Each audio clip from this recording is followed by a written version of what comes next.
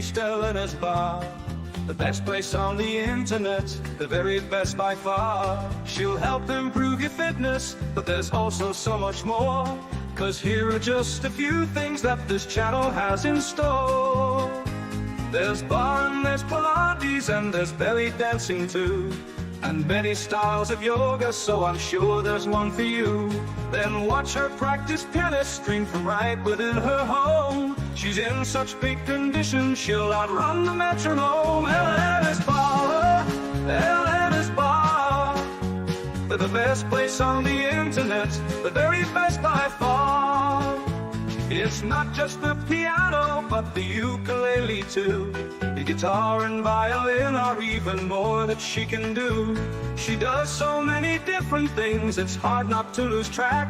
I nearly didn't mention that she posts on her Substack. Elena's Barre, Elena's Barre, the best place on the internet, the very best by far.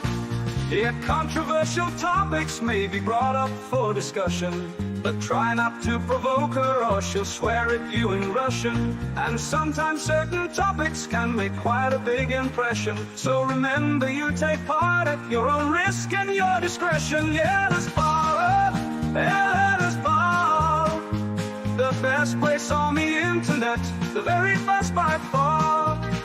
You might even meet Anitta if you're quite a loyal fan.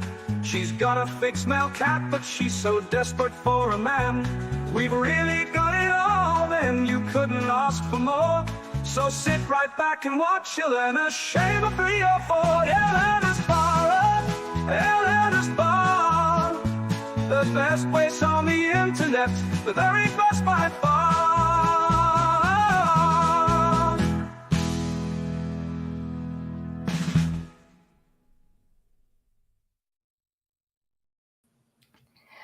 Hello, my dear friends. Sorry. Starting a live stream today and apparently having some voice issues still. We have Nick and we have Steve from the Resurgence of Sanity. Thank you guys so much for joining me today. And we are going to talk about an article. An article that we recently read, and it's relevant to your topic, guys, that you talked about before when you were talking about sophistry and other logical fallacies that people typically use. And I thought that it would be an interesting idea for us to get at this article and see what was said wrong there, what kind of logical fallacies a person committed writing this article. And it's not a personal attack, guys, so we are just trying to improve the quality of content here and see if you can do a better job of writing the content and improving your ideas and your thinking process. So don't take it as a personal attack. Well, we are not going to mention the name. Let me put some spin on this. We're not really talking about the article. Yeah. The article was a basis for what we're going to talk about. And so we have made some notes on that. We're going to talk about themes in there. So it's kind of about the article, but it's kind of more about the content and the thought process of women, red pill women. And our title is Open Relationships. But it's not specifically about that either. I mean, we're going to touch on that, obviously. Yeah. We're going to kind of be all over the place, like usual. Yeah. Right. Thank you for helping me out here, Steve. Because I was like, okay, how do I? Yeah, we are not going to mention who wrote this article, guys. And because we are challenging the concepts and the ideas of the article, okay? And if you disagree or agree with us, you are welcome to leave us a comment or reach out, or, you can just call in. Let me share the link here. Oh, one more thing. The article is not about open relationships. Yeah, the article is not. Yeah. So we're really not talking about the article. We're taking something from there, something from here, something from over there, mushing them together, and then talking about a concept. Yeah. Well, okay, let me share the notes here. We will start with the definitions, just to make it clear who are the red pill women. And I would like to ask you guys, what's the definition of a red pill woman in your mind? Well, I think you could go two different ways. There's the ones who want to take relationship advice for their own advantage and call themselves red pill women, even though they're not really awakening to reality. They're just figuring out how to get relationships to work to their advantage for their dominance. But there's also red pill women that are involved in the red pill space. You might call them a red pill woman as well. They could be two totally different things. Okay, so are they different from harlots or from the feminist women? Not always. Not always. Okay. No, it's a woman who participates in the red pill sphere or the manosphere. Okay. And she takes on a lot of the beliefs and talking points. And is her motivations, is she a different woman than other women? Well, in a lot of ways, all women are the same, but there are distinctions. So a red pill woman pretty much says, Nawalt, not all women are like that because I'm red pill, I'm different. Yeah. But really, are you? Yeah, right. Probably not so much different. Yeah. I agree. Okay, so I equated here. This is some of my ideas too here. This is yesterday, there was a lot of ideas and concepts shared here in this video. Modern women are feminists, right? To a certain degree. Some of them are more feminist than others. Some of them just wear the camouflage, the cover of being a traditional woman. We see it in trad wives, in some conservatives, right?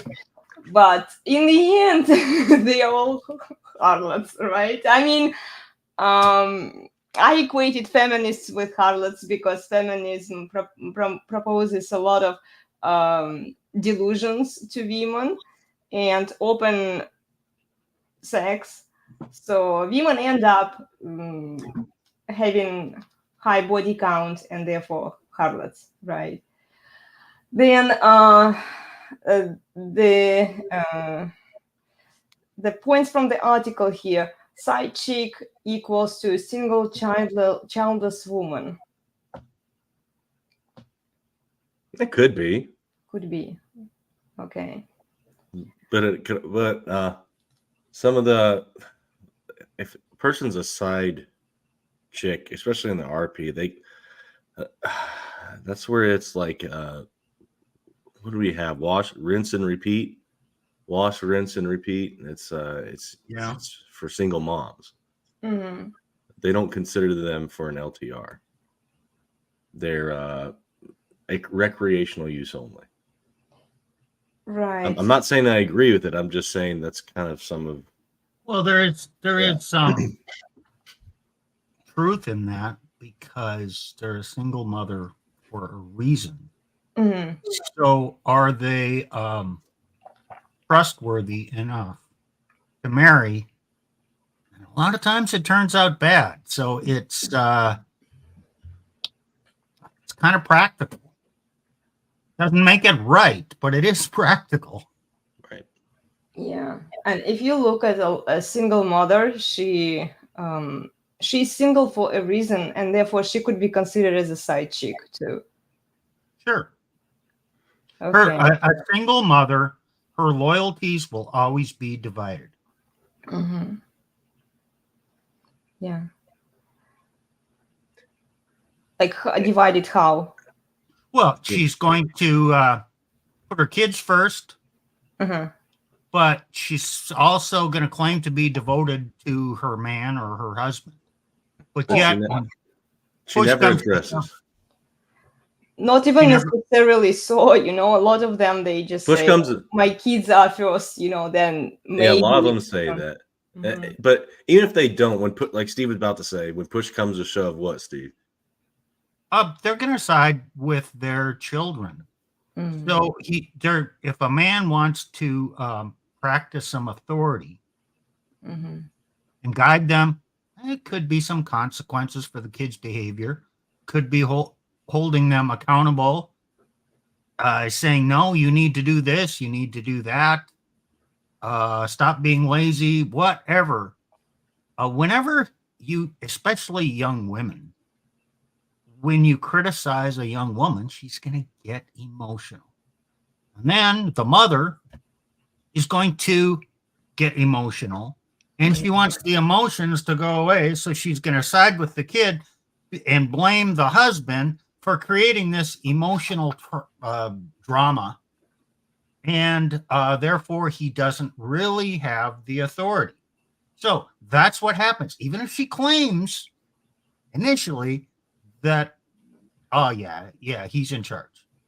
And like Steve was saying, they're a single mom for a reason, and they usually have the whole victimhood mindset. So there's probably something she did. She wanted out, and so she justified it and probably did the knife in the back. It's not always the case. I get it. Yeah. But chances are she didn't learn from that, and the behavior will probably repeat on the next victim. Well, she tried to learn from that and do something different. And maybe she kind of did something different. Because maybe you're a different kind of guy than the first husband who was the bad man. But when things get rocky, you're the bad. You will be out too. Yeah. I always say to men, watch how a woman treated her ex-husband, because if she's so willing to cheat on her ex-husband or leave him, she is likely to leave you too. For any reason, it could be something else. So yeah.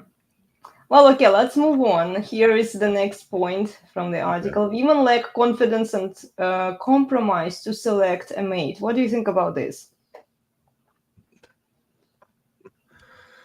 Okay, they say one thing but act another. I mean, they'll say, I want this, this, and this. A lot of these women will make a list and all the things they want in a mate, and their friends, they've learned from the bad man that they broke up with, right? I'm going to do it right this time.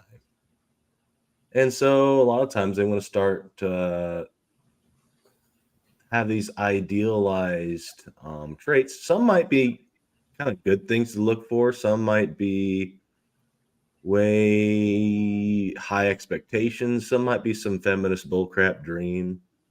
It just depends on the chick, but that's not what she might get with that guy, but that's what's going to lead to an open relationship or it falling apart. Well, let me take a stab at it. And this is something I've said before. First of all, women are more insecure than men.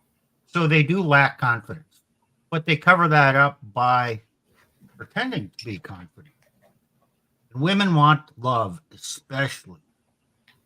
So because of their lack of confidence that they will be loved for who they actually are, they wear a mask and project this persona of who they think is lovable.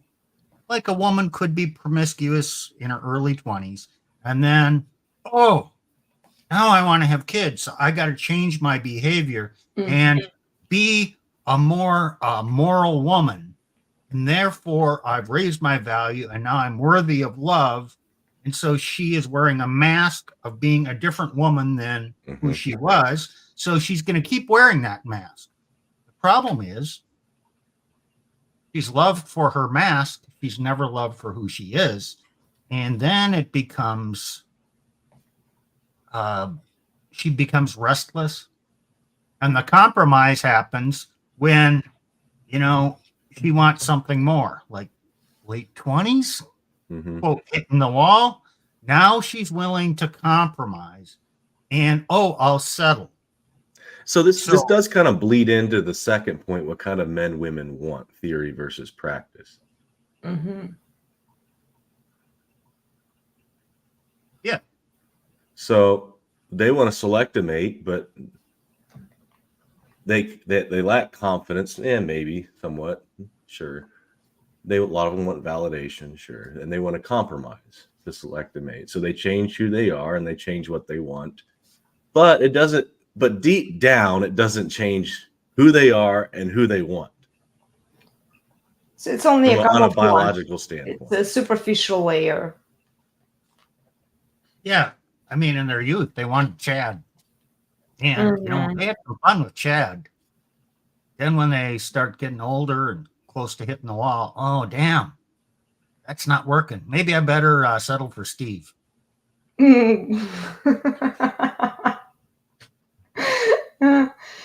Yeah. Well, there comes the compromise, I guess. Right. That's compromise.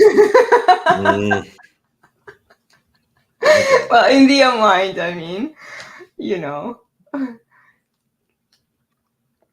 Well, it's because also there is a little biology there. When they get older and when they do have children, they do want the comfort. And I'm not saying that even when they're younger, they don't want the comforting side. And people can call that a beta trait. I think you play the alpha and beta off a little too much. It's not a perfect paradigm. It's just shorthand. But yeah, you want a strong masculine presence, and just because you have a strong masculine presence, which we're going to get into, being a dominant male, that doesn't mean that one cannot have compassion and be able to comfort. Yeah, it's a false dilemma. But what you do see is you do see society, and especially women, they have a hard time differentiating between the two. And with toxic patriarchy, right? You assume a dominant man is incapable of being being able to give comfort. And that's completely false.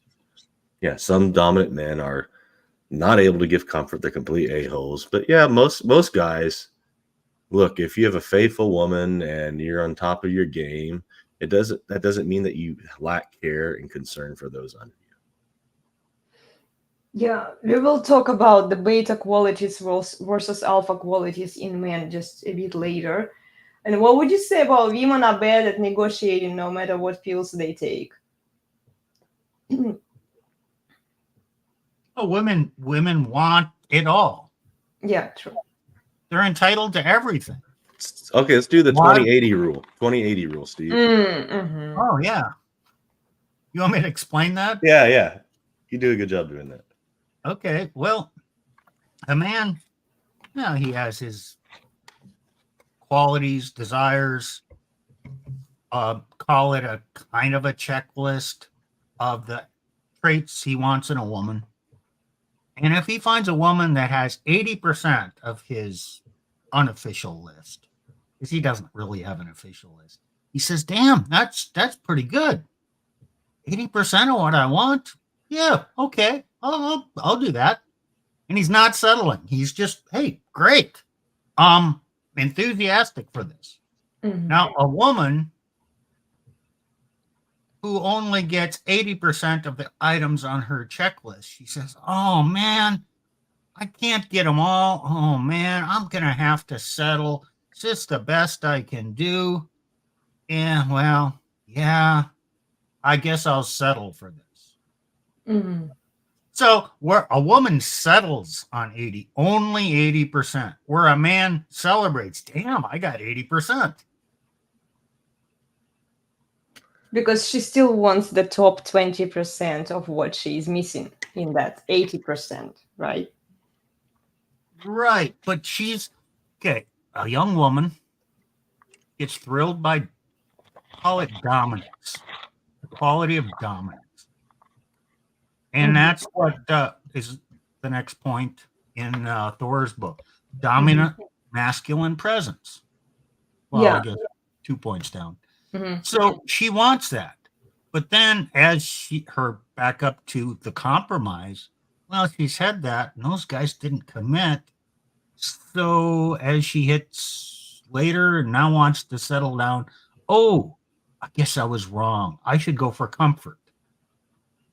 A supportive man who is reliable, a good provider, is comforting, and somewhat nurturing and all that. And so she consciously moves away from choosing the dominant traits, thinking, oh, I'll choose the comforting traits because that's what I want now. And I see even some younger women, they come to this realization that they try to convince themselves that they don't want the alpha man, they don't want the strong man, they want the bad boy. I mean, like biologically, yes, they do, but on social media, they try to convince themselves that no, the bad boy is something that they don't want. They want somebody who portrays more beta qualities. They're trying to brainwash themselves into wanting a completely different thing than what their biology demands. Well, they need both. But they either seek out one, the dominance, or they seek out the comfort. And it's kind of hard, really difficult to find a man who has both qualities in a reasonable balance. Yeah. That's why Jesus is their boyfriend. Oh, did I jump ahead? Oh, it's okay. Yeah, we can go. I just wanted to mention Artie Thor's book here. Highly recommend you guys to read this book. And some of the qualities, some of the masculine qualities that he describes in his book are physicality, psychology, presence, problem solving, prosperity, power, passion. And then he explains each quality separately, and then there is a very long list here. Also, what women are potentially looking for in a man. And the list is pretty long, guys. It includes honor, strength, self-discipline, mastery, ownership, conquest, emotional regulation. See, emotional regulation doesn't mean being emotional. Durability, foresight, perspicacity. I'm not sure what this one means. Leadership, inspirational type, provisioning, security, respect, ambition, pride, competitiveness, aggression, capability for violence, adventuresome, risk-taking, stoicism, mystery, discernment, passion, and then compassion, accountability, self-validation, values, promptness, loyalty, keeping your word, stewardship, awareness. That's a big list. And these are like the ideal qualities of a man that women are looking for. Is the word that you're having a hard time pronouncing, was it perhaps perspicuity? Oh, perspicacity. No, Perspicacity. Yeah, perspicacity. What is it? Cassidy? Let me I know what acuity is. Yeah. Oh, it's related. Insight into and understanding things versus perspicuity is clarity. So. Okay.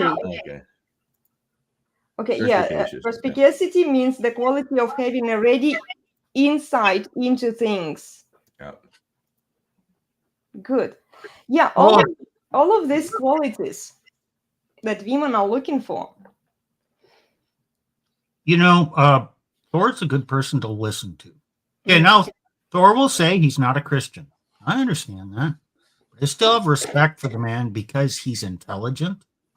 He is dominant and masculine, but he has a capacity of understanding other people and relating to others that is exceptional. Now, I call that empathy because he can understand and put himself in someone else's shoes. So he has that quality, being dominant but also being comforted, because he has that ability of understanding. So, he's one of those rare men that kind of have things in balance. Now, did he always have that? Probably not. He's learned that over the years, but he had the capacity to learn. So I don't know. That's my analysis of Thor. Yeah, he's like a father figure to me. He definitely is very masculine, and like you mentioned, he combines the beta and alpha qualities in him really well. So I highly recommend all the younger men to follow him. He's a father figure. I don't like that combining beta and alpha.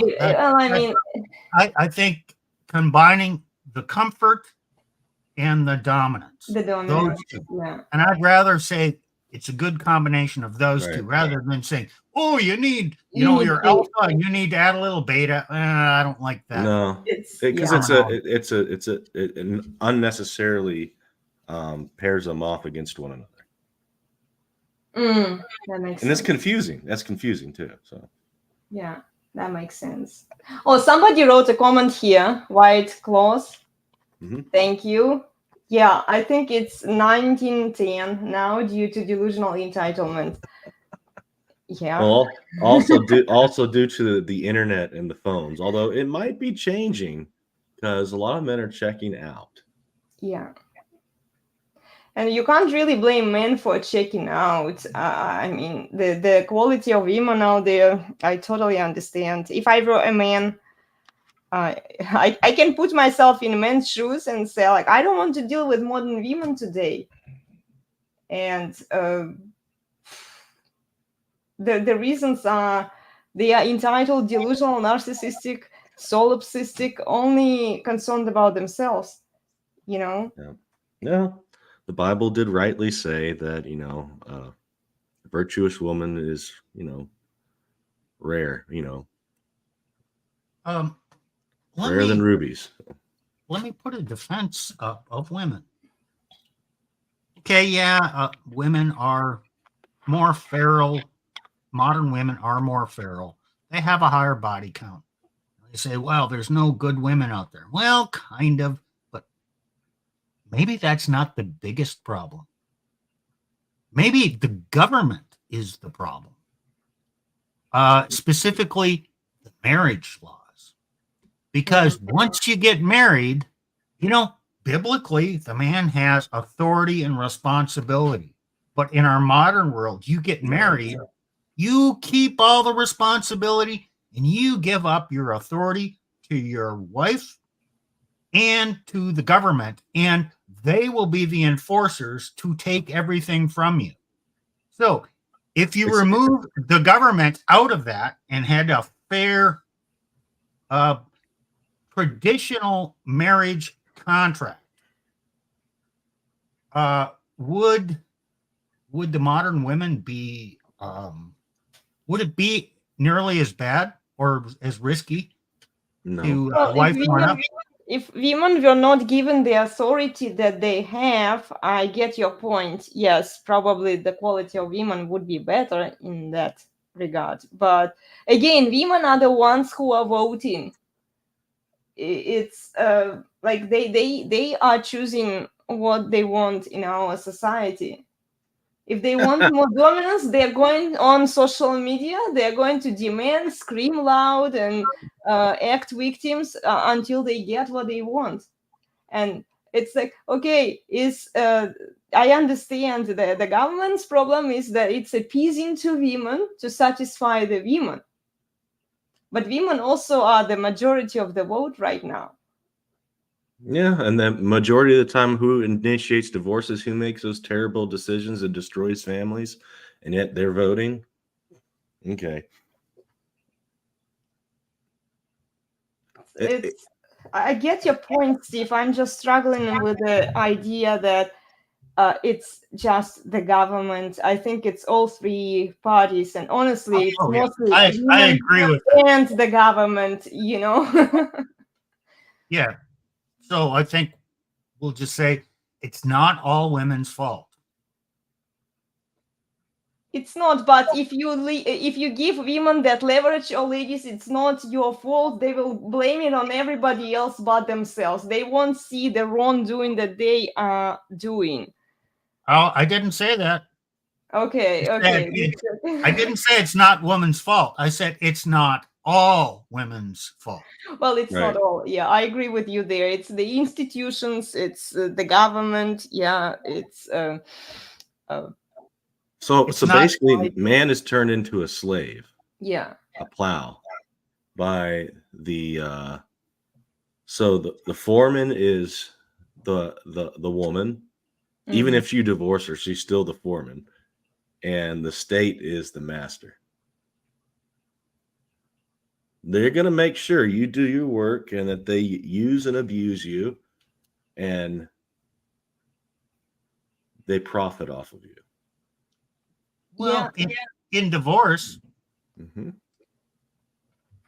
if you don't do what you're supposed to do, like pay child support or whatever displeases her, she will sick the government on you.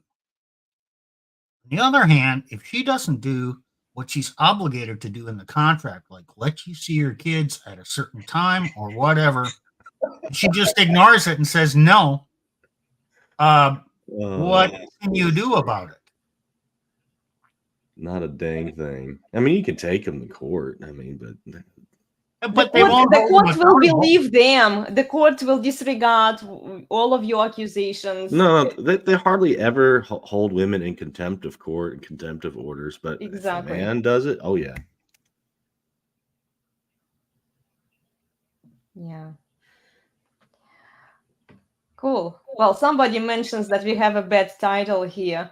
Open relationships. Okay. Well, Desire for dominance. okay. Now, should I go there right now? We probably can, yeah. We can go Okay, back to cool. these points. No, So back up to the first thing. The women in the red pill. Why do they come to the red pill? That's a why question. We haven't talked about why. And I have a theory on that. Since women want dominance, okay, there's three kinds of women in the red pill. Single women who've trying to figure out how to find a man. They're recovering from their past feminist delusions, whatever. And they're in here and they're attracted because the red pill is men talking like men, being dominant, saying things that other men are not saying. So they're attracted to the dominance. Mm-hmm. Then you have married women in the red pill. And a lot of married women in the red pill are here without their husbands. So it's like they got married. They kind of did this subtle, pick a comforting guy, but yet they have this desire for dominance. And what's going on here? I still want to know about this. So they come in because they still thirst for dominance. And then you have a few women who are married in the red pill and their husband is also a contributor. And okay, those women want dominance too. And they want to understand things better, but they're not going out and seeking something that is not in the marriage. So it's my observation that a lot of women who show up in the red pill are seeking dominance. And that is the same trait as a woman who's not in the red pill, gets married for comfort, and then says, oh, honey, how about if we have an open relationship? Oh. Because she now is seeking dominance outside of the relationship because it's not in the relationship. So she will bring that up. So the women I'm not equating sin. I'm not saying a woman coming into the red pill wants an open relationship. But her motivation is seeking dominant men because she's attracted to dominant men. And that's why she's coming into the red pill, just like the woman who requests an open relationship from a comforting beta husband is seeking dominance. Motivation is the same. Yeah. Okay, now have we satisfied the title? I think so. Yeah. Well, we have another comment from this person. He says, "Where are the emojis? He can't leave the." I'm not sure why you can't. Is he on leave the Twitter? That's comment probably me. with I'm trying to emojis. work Sorry. it. Yeah, not sure what happens there. We use StreamYard, so I don't know. Yeah. Where You are could the use emojis? it on YouTube. If you are commenting on YouTube, you could probably leave us some emojis there. Yeah. I definitely get your point, Steve. I predicted 2 years ago when I started talking about the red pill topics with my yoga community. I even said it to them that, look, guys, we are going to see more women trying to get into the red pill for the purpose of finding a good man, because the best men are actually in the red pill community. They are masculine, they are rational, they portray to be dominant. Not all of them are, of course, but the appearance, and this is what women are going for. Yeah, we will see way more women who will be interested in the red pill, trying to make red pill content just to find a rational masculine man, because apparently those men are Okay. rare. I related two things here. Good. Reasons women come into the red pill. Mm-hmm. Reasons women request an open relationship. Now, I just thought of the third. Okay. Reasons women file for divorce. Because a lot of times she had her fun with the dominant men. Yep. She married a comforting man. And now she has a couple kids or whatever. She just has that longing. She has an itch that he won't She satisfy. has that itch for the dominance. Right. And I'm not happy here because he's not, he's not dominant enough. And then if he shows dominance, well, now it's abusive. Now it's abusive. And so she's just not happy. So because she's not happy, she has to go on a journey to find herself, which she just had to file for divorce. So it's really not. And get half his crap, right? And he has to pay for it all. So she's set. She has the guaranteed comfort until could possibly be the rest of her life. Ad litem. It could be just the child support, but she's got it set, and she thinks that she can now have all the comforting. She has all the comfort now guaranteed by her master, the state, who is the superior in the family relation, Mm-hmm. who usurps the husband. And then she can try to find some other guy that's dominant. But she might just get the recreational use only. Well, here's the problem.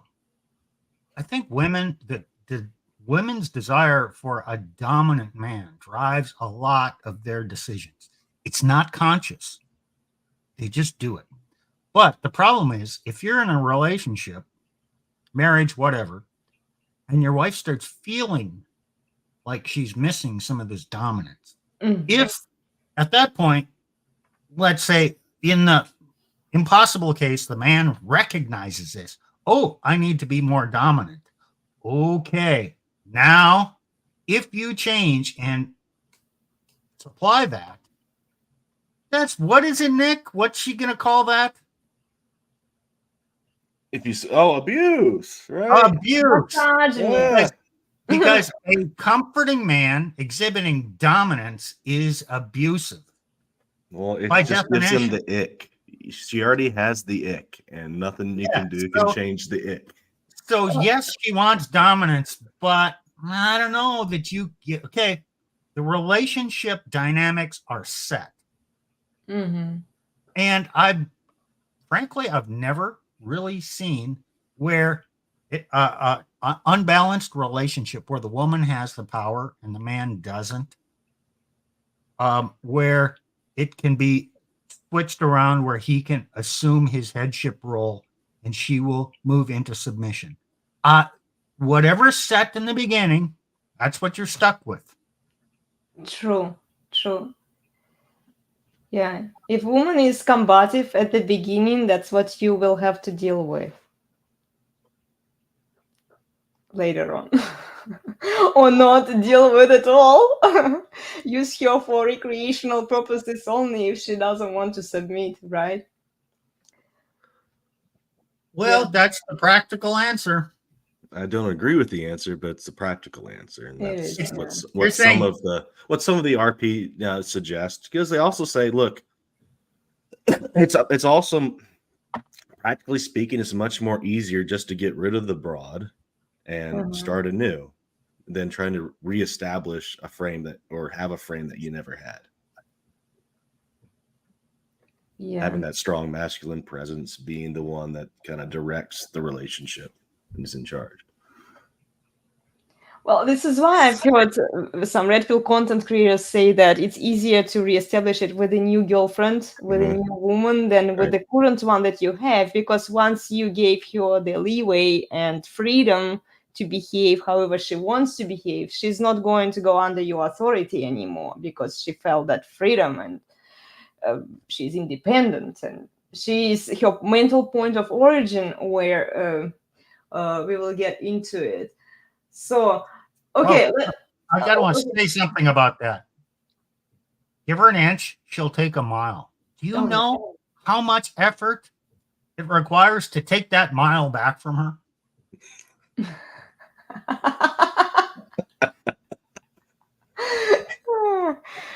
Yeah. Well, look how much it takes our courts to even consider men's concerns. What happens in our society? Like, everybody disregards men's issues. No, nobody wants to trust men. It's because women don't want to give up their control, their power, their dominance. No, and if a women wants the genuine thing, the genuine dominant man, if that's why women are against men learning game, because if he has to learn game, he's fake. He's gaming me. He's not the real genuine thing. So same thing with that comforting husband. He brings a dominance in. It's fake. It's not the real thing. And she doesn't want a fake thing. She wants the real dominance. Yeah, but then her desire to break that dominance and overpower it, and the moment she does it, she loses all of the respect for the man. See, this is where men and everybody needs to, everybody say niceness, and I tried explaining this concept, and it seems to fly over people's head. Yeah. You need to stand for yourself, stand up for yourself. A man needs to stand up for himself. He needs to, have his own mental point of origin, serve for his own goals, which as a Christian, we have our own goals, which is to serve God, and doesn't mean that we disregard our own selves all the time. But there's a difference, I try to say, is between being a nice guy, being niceness and kindness. And a lot of women and men don't want to notice the difference. You can be generally kind and compassionate. You can care for people. You don't always have to jump down somebody's back, breathe down their back and scold them and always be disagreeable. There's a time for that. You can be kind. You can be compassionate. But niceness is being pliable.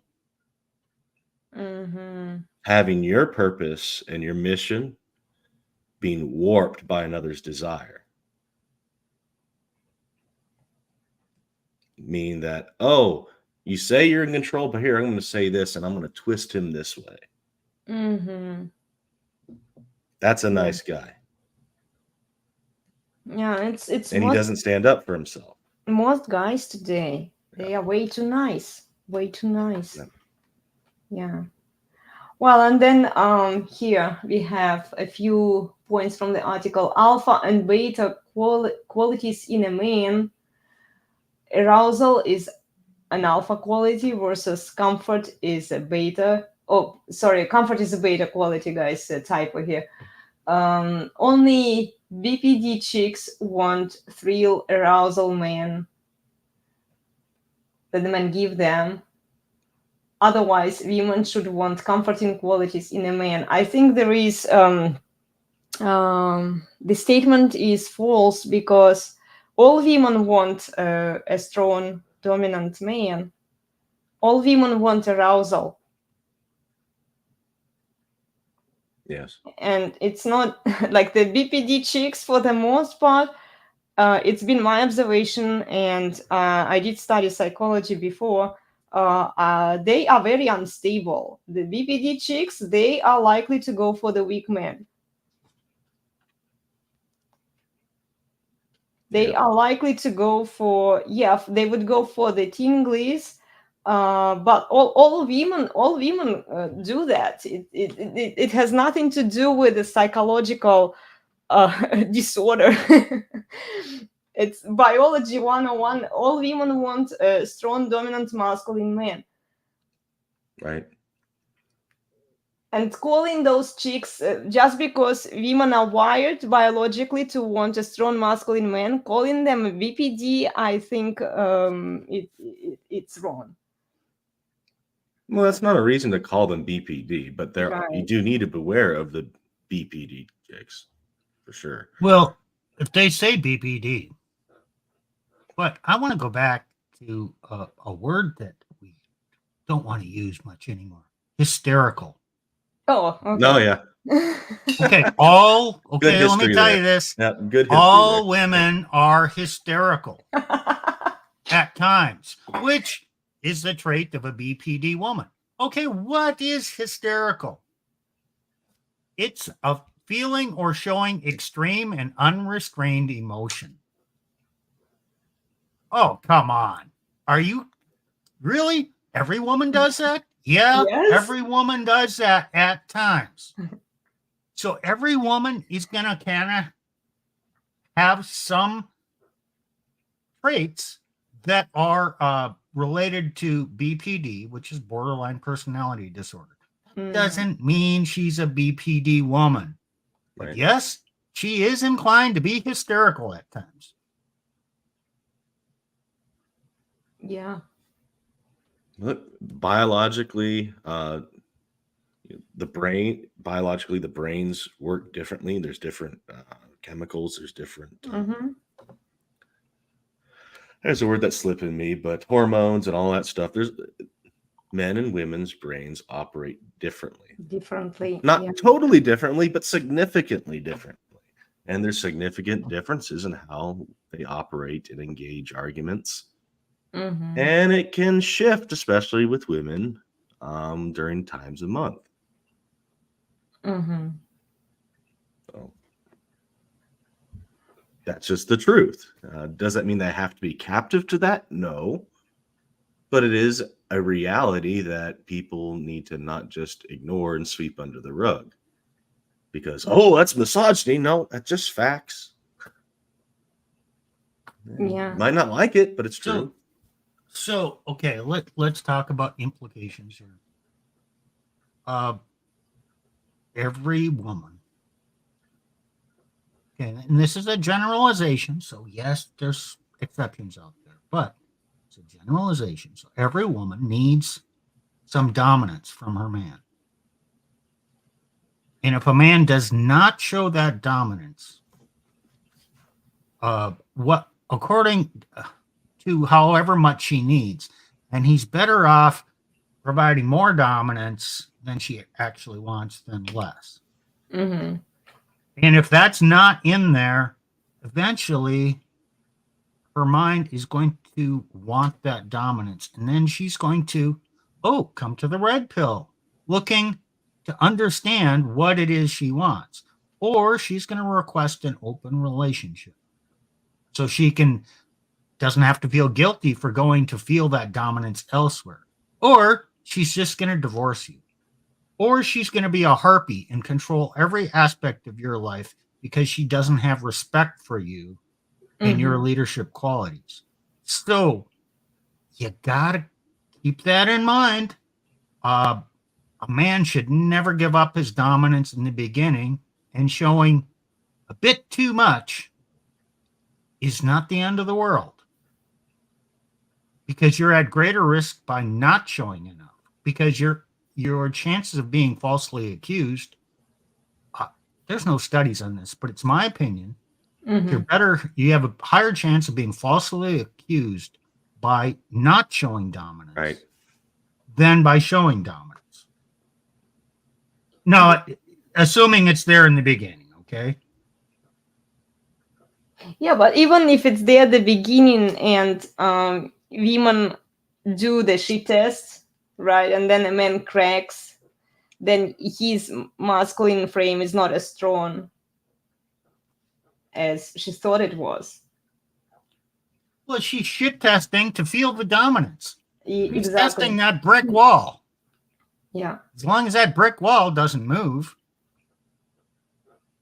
okay, now she's satisfied. But if the brick wall starts to crumble, well, now she's feeling insecure because, hey, the roof might come down. I don't trust that wall anymore. Yeah. You got a comment here. Yeah, she shit tests for a reason. It's not an evil trait. It's testing his dominance. True. What's the comment? Yeah, the comment is from White Cloth. Most men are too nice because of the Me Too movement, and nobody wants to be in trouble for false abuse accusations or claims. Yeah, that again, yeah, there's some truth there, but again, they're too nice. They're already caving into another frame, to another movement's frame, instead of establishing their own. Yeah, the Me Too movement and false abuse claims. Yeah, I understand. Trust me, I understand. So does Steve. We personally understand, but yes, screw them. Don't cave into their stupid ass agenda. By so running, what? Don't running run. from that and being too accommodating, you're actually inviting that outcome. Right. True. Because if you are showing more of that dominance, believe it or not, she's less likely to do this crap to you. Now, yeah, there are psychologically disordered women out there. Nothing applies. None of this information necessarily applies if she's NPD or BPD. Or and you're looking at narcissistic NPD, personality disorder, borderline personality disorder, histrionic personality disorder, cluster B traits. Yep. And it's, I don't know, I've seen comments that it's 10, 15% of the population has those issues, men or women. So yeah, okay, you know, this is not a trivial case where you're married to a personality disordered woman. And you won't figure that out until it's too late. Okay. Right, Nick? No comment. Okay, here is another comment, guys, for you from Guario. Basically, virginity is the biggest issue for men because most women today are more interested in experiences rather than having a committed relationship with one man. And men don't want to compete with all of your prior alphas that she might have encountered having a high body count. They just walk away. I mean, I understand why men walk away. I don't blame it on men because the society we live in, I think the problem is women are the problem.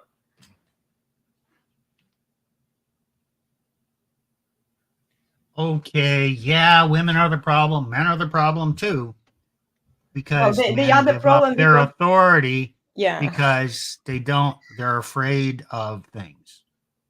And then she doesn't respect him. So it's the dynamics, it's the culture, it's the marriage laws.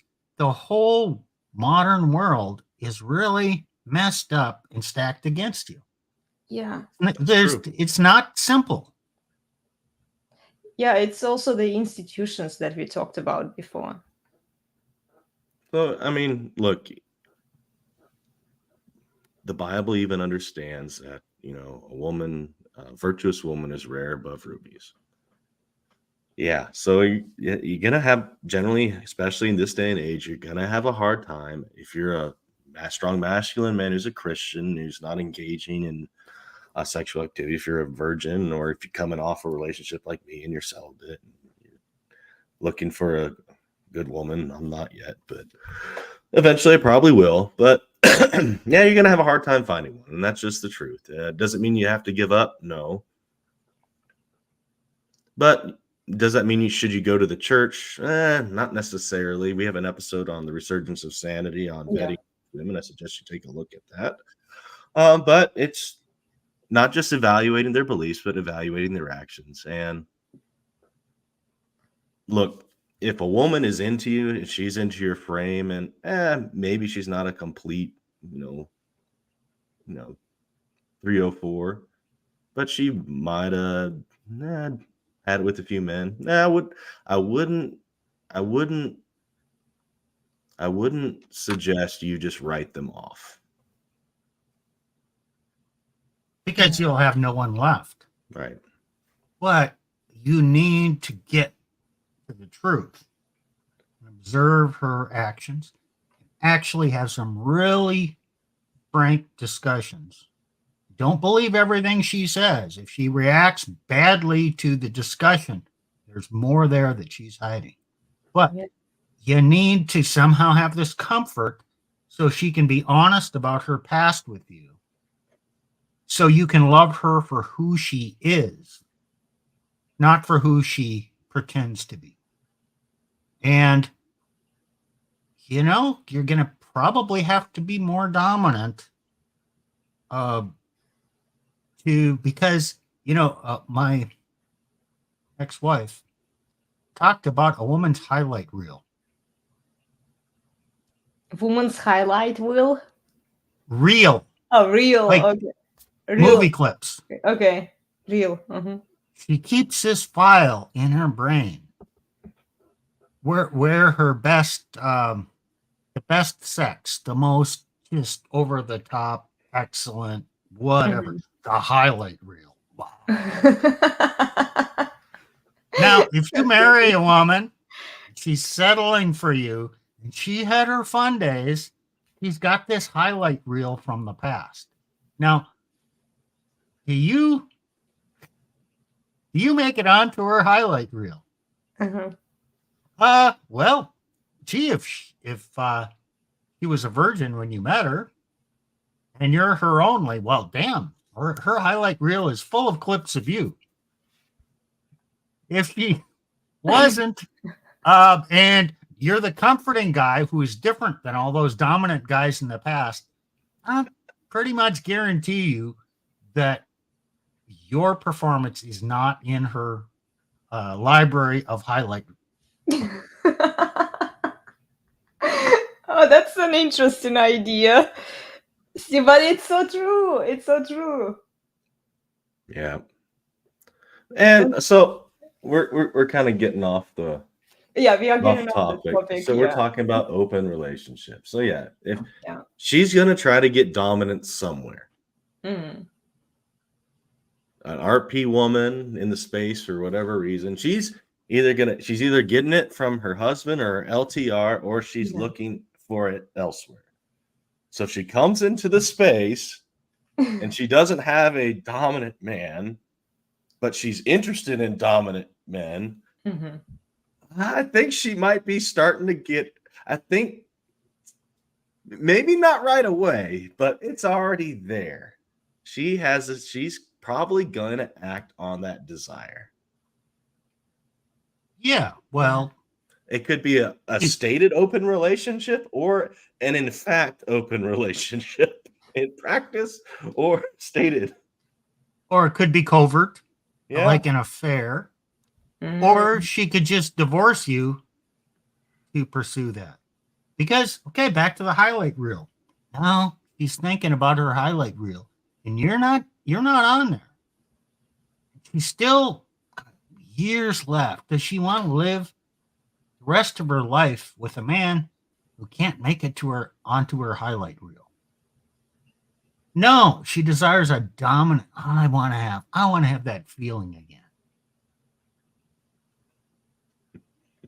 And that drives it, that desire, deep down desire for dominance. And okay, this, I'm going to have to talk about this very carefully.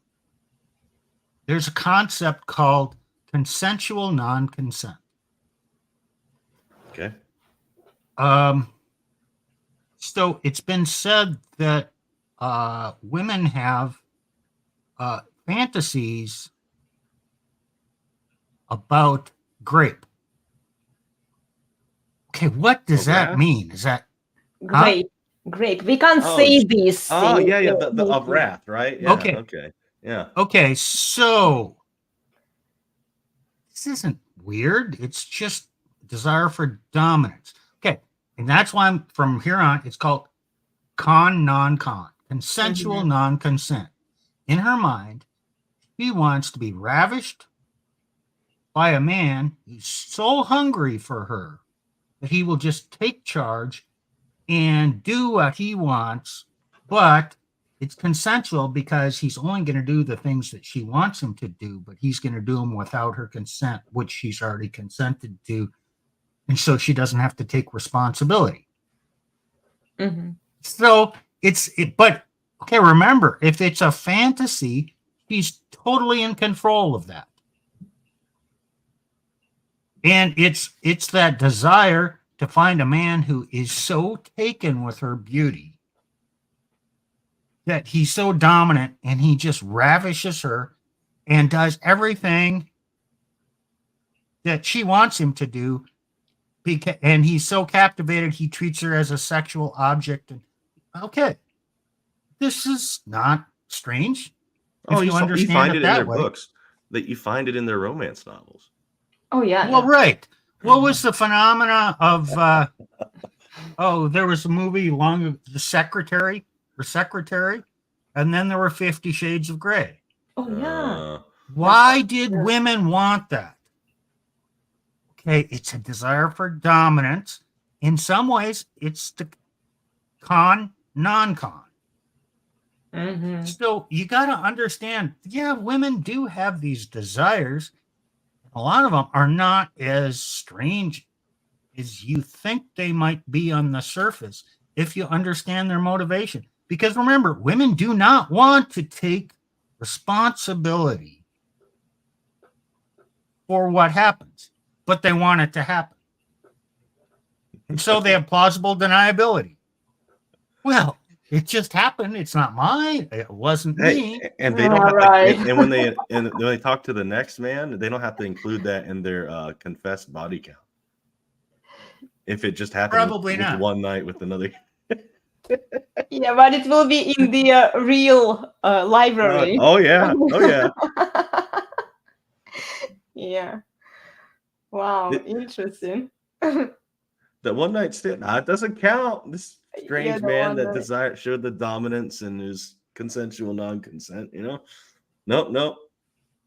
It doesn't count, but it counts internally. Yeah, she will definitely count you in your mind. She will go back to that real. Yeah. Yeah, it's so funny. Yeah. Well, what would you say about a mother of children doesn't want untamed stallion way? He does what he wants and she leads the family. It's kind of contradicting. I just I'll say this. So Okay. I have this experience. I was one of the people. I was a pastor. I was in the church, and promoting the patriarchy. I was stirring crap up, hence my subtitle on my screen. Ecclesiastical troublemaker. Yep. I was that. I was stirring crap up. Did I have everything figured out? No, but the lights were turning on. Okay. The lights were turning on, and I was being, he's just this misogynist. He's this over authoritarian patriarchy, blah, blah, blah, blah, blah. Well, she had already lost desire for me. But instead, what they all want you to do, I was reacting at the same time because I'd already been somewhat beta-tized where, they want you to do the chore play. They want you to do all the stuff, always come over, change the diapers, take care of the kids, babysit the kids so she can have her ladies' night out, mother's night out, all that bullcrap, right?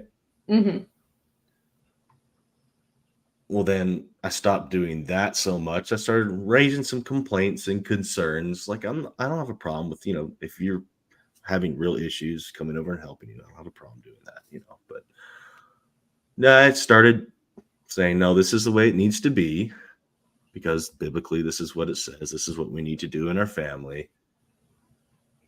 They didn't like that. I was accused of being this untamed, this dominant masculine man. He's a abuser, right? And so you get the idea that a woman doesn't want the untamed stallion. She really just wants. The reality is she really wants the dominant man, but the man that she's with gives her the ick, or he's not. But she still wants the comforting qualities because she can be in control. Right.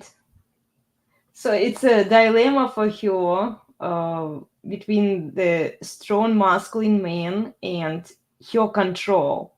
Because a strong masculine man implies that she has to give up her control and her authority to him, when yet she can't really do that because she wants to preside. She wants to be in charge of everything. Yep, and they can use the whole church, the whole system to back her up.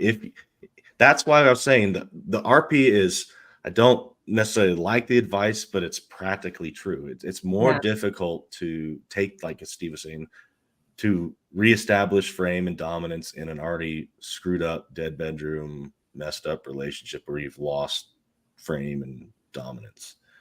It's more difficult to repair that and get that than starting over with a new woman. So. Yeah, Guardio here says feminism has invaded churches way too much. Well, here's an image that just came to mind. The Argentinian tango. Okay, this whole thing, it's like a dance. Now the tango illustrates this because I took a little ballroom dance, and the tango is a very seductive dance from Argentina. So the man is holding the woman behind her back, and she's arching her back, and she has her head turned away from him. You know why? Because he was a sheep herder. He stinks to high heaven. And they're dancing, and he's leading, and she's like following, but resisting, kind of, but following his every move. So it's a dance. Okay, she's not gonna like the dominance, but yet she's there with the dominant man. Right. So, okay, it's a dance. It's not simple. There's an apparent paradox here, but you have to be able to really kind of embrace paradoxes in male-female behavior. Because things are not as they should be or how you think they should be. Things are the way they are. And so you can say, well, I just want a woman who really desires a comforting man because she shouldn't like this dominance thing. Good luck. You can want that all you can believe that all you want. Okay. And I wish you luck, but I'm going to bet against you achieving what you think. I'll put 95%. I'll be 95% in that it fails. Yeah, well, okay, let's move on to the next page. Here, can I move it? Ah. Oh, okay, here. Red pill women don't understand alpha does not equate to good. What do you think? Yeah, you're disagreeing. I say so. Not necessarily, but it's a false comparison. Alpha, beta does not equate to good, bad. Let's just go back to dominant and comfort. And a masculine man, is he alpha? Is he beta? He's just masculine, okay? Let's just say he's masculine, and he's going to have the dominant qualities and the empathetic qualities to comfort and to provide. He's the whole package. Mm-hmm. So is he alpha? No. He's just a complete man. So she's kind of getting her terminology wrong here. Mm-hmm. Yeah, alpha guy fantasy is a man is fearless, but yet caring husband. He impregnates her, and then he becomes like a beta man, provider, the comforter, comforting man. So the female ideal, I would say, is to pick a strong man, a masculine man, and beta-tize him for your needs. This would be like the feminist ideal, I would say.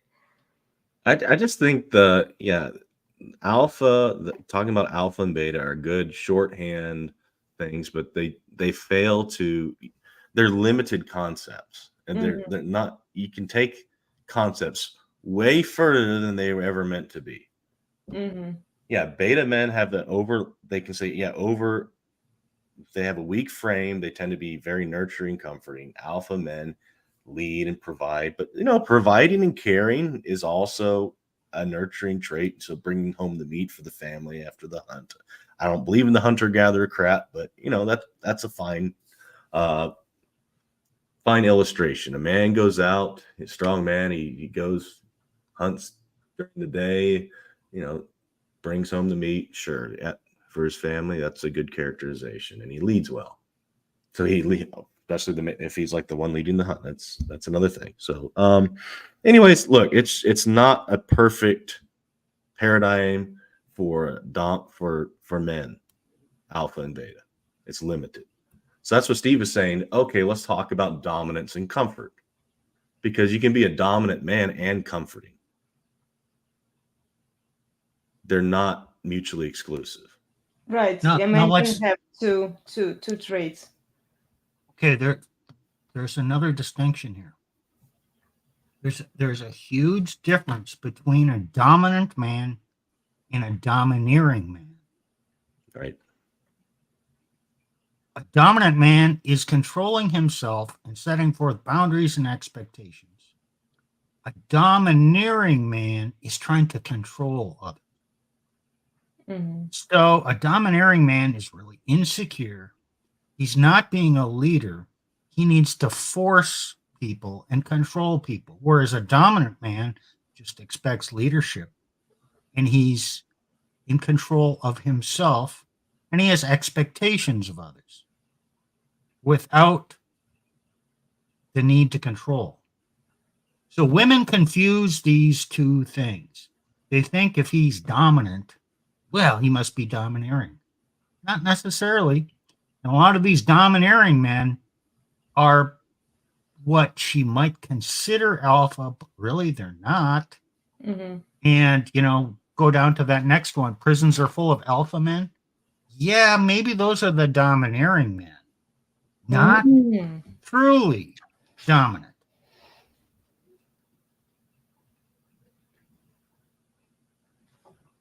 There's some beta men there too, and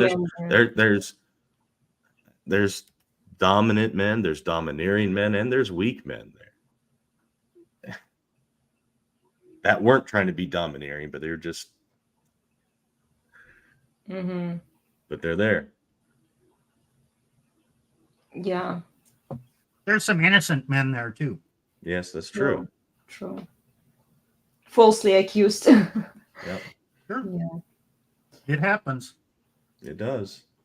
Especially with like family situations and domestic, there's a lot of bull crap. So. Yeah, well, that's and you're going to start seeing that more and more with the crackdown on what used to be, moral things. You're going to start seeing a larger crackdown down on men and Christians, especially, that want to have a sense of a duty. So they will be putting alpha men in prisons for standing up for the truth and for not bowing to the usurpation of their rights, their natural rights, according to natural law and according to the scriptures. So that you're going to start seeing that. You're going to start seeing crackdowns like you are in Britain and other places. They'll start throwing men who have frame, that have a sense of duty, that are alpha men, in jail. And it's nothing new. They've done this before. Wow. It's sad. It's sad because and then women are whining and griping. Where are all the good masculine traditional men out there who have the frame?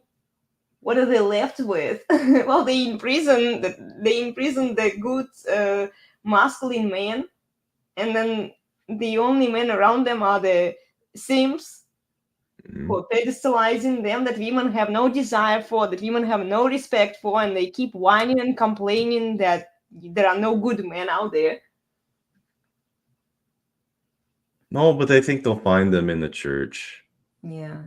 No, the ones that they find in the church, usually you'll find somewhat good men that are a bit naive, good men that are naive in the church, and then they think they find a good man until they run them through the grinder, and the elders beat them down, the pastors beat them down for being the dominant man, and rinse and repeat. Oh, I'm coming back to the first point here. Yeah. Red pill women don't understand alpha doesn't equate to good. I disagree, because in my mind, masculine men are good men. Generally speaking, yeah. And it's and then there is a point here where, they may be disagreeable, so they are hard to deal with for modern women. But if you look back in history, women were fine with a strong masculine man. They wanted men to be dominant. They wanted men to be the leaders. And they were okay because in order for a man to assume the leadership role, it requires two parties, right? It requires a man to be strong and masculine and portray their masculine qualities, like alpha qualities for some people who use that language. But it also requires a woman to give up her control and her power. If a woman is a combative boss babe, she's not going to listen to the man's guidance. She's not going to comply with his frame.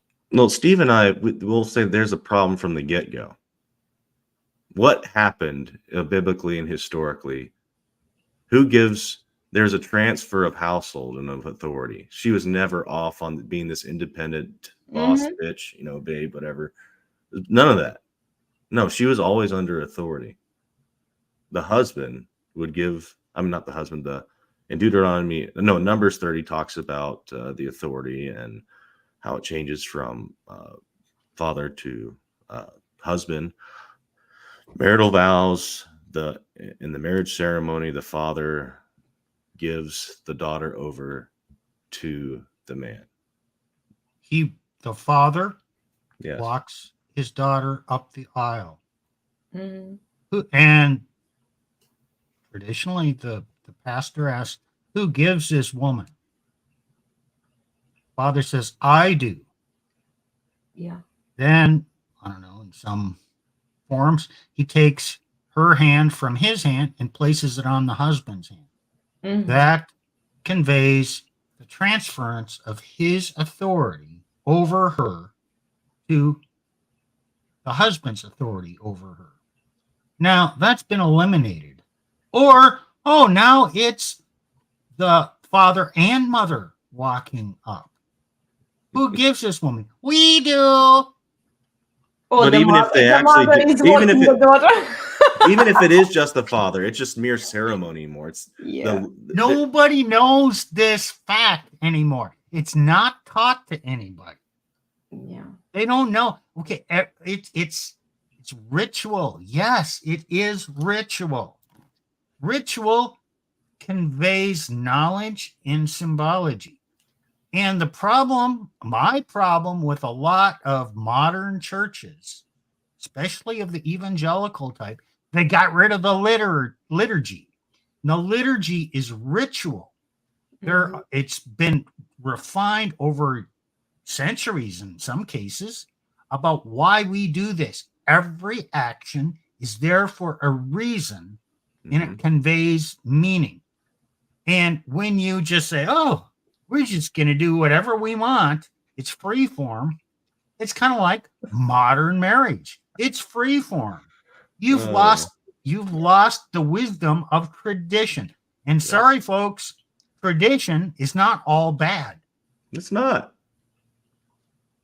Oh, you mean you're not the first Christian to ever struggle with the world you live in and reflecting on the scriptures? Oh, yeah. So, yeah, maybe they have some wisdom over the centuries or the millennia. Yeah, I think so. Doesn't mean they're perfect, no. But you'd be stupid not to listen if you're a Christian, you know. Yeah. What would you say about red pill women should wed a man for comfort? Yeah. Okay. In this article, What does she mean? She's trying to convince herself. Yeah. She's trying to convince herself that she did the right thing. She should be happy with what she got.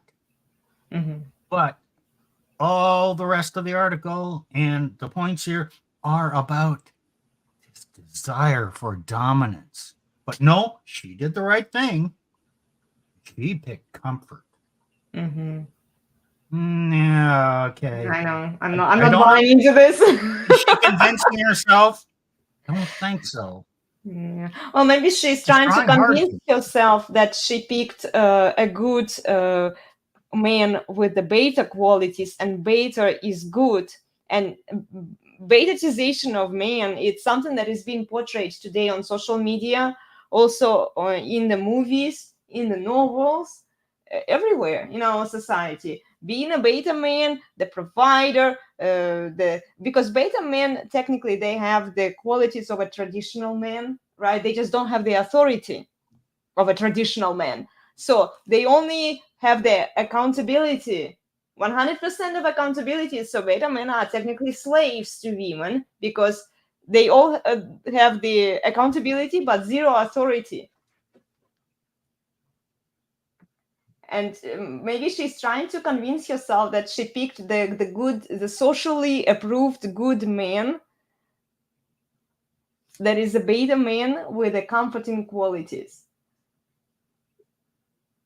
Well, look, it's not wrong to want comforting qualities.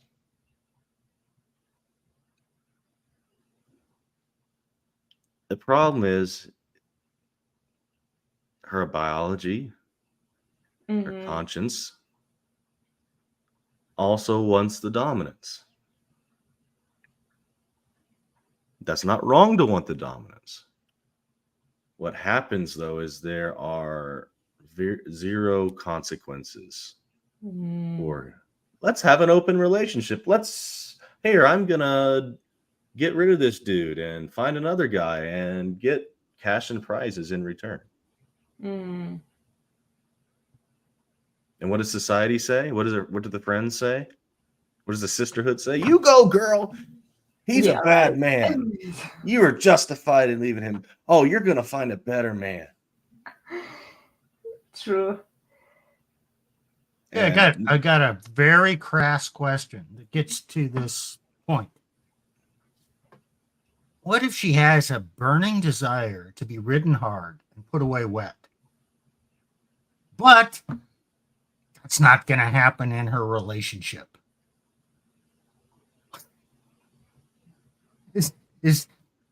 Do women ever have that desire?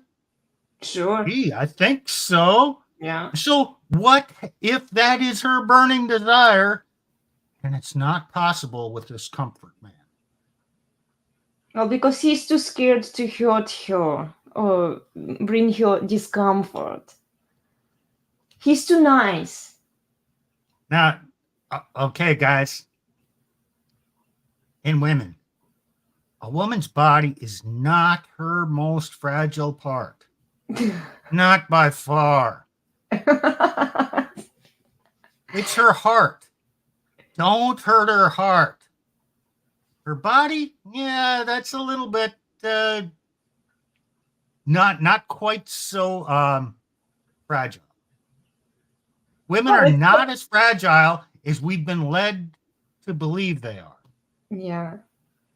Would you agree, Elena? Am I saying anything terrible? No, I completely agree with you. Women are biologically supposed to carry a baby and give birth to a baby. I mean, this requires withholding some pain. And yeah, it's not as fragile as... The Christian and beta simp mindset is a woman is this beautiful, virginal porcelain doll. How dare anyone, treat this person any different than a vase. Porcelain vase, yeah. They don't understand. Okay. They don't understand biology. Yeah. They don't understand reality. It's a figment of their imagination. And then they white knight and simp and do all that stuff. Let's put her on a pedestal. Or you can take her off the pedestal and you can put her feet in the mud. Yeah. Which woman do you want? My feet get muddy. Bring her down off that pedestal. Get her feet in the mud. Mud's kind of fun to play around with. And it's earth. Ground her in the earth. In the earth, yeah. She's not a porcelain doll to be put on a pedestal. Right. Yeah, pedestalization. That's, I guess, kind of what I was describing. Yeah. True. It's a good comment here, Guario. Heart is their biggest weakness, yet they are the coldest at the heart. It's a reality we don't want to see. Isn't it true, guys? Yeah, sometimes. They can be. I don't know. Yeah. I think let's just say you have these fetal factories, right? That like to take fetuses. Fetuses, you get what I'm saying? I think they are more than just a supposedly inanimate object. They're persons. But yeah, you have these factories, and how many murders, unaliving happen in due to factories? Only Moloch knows.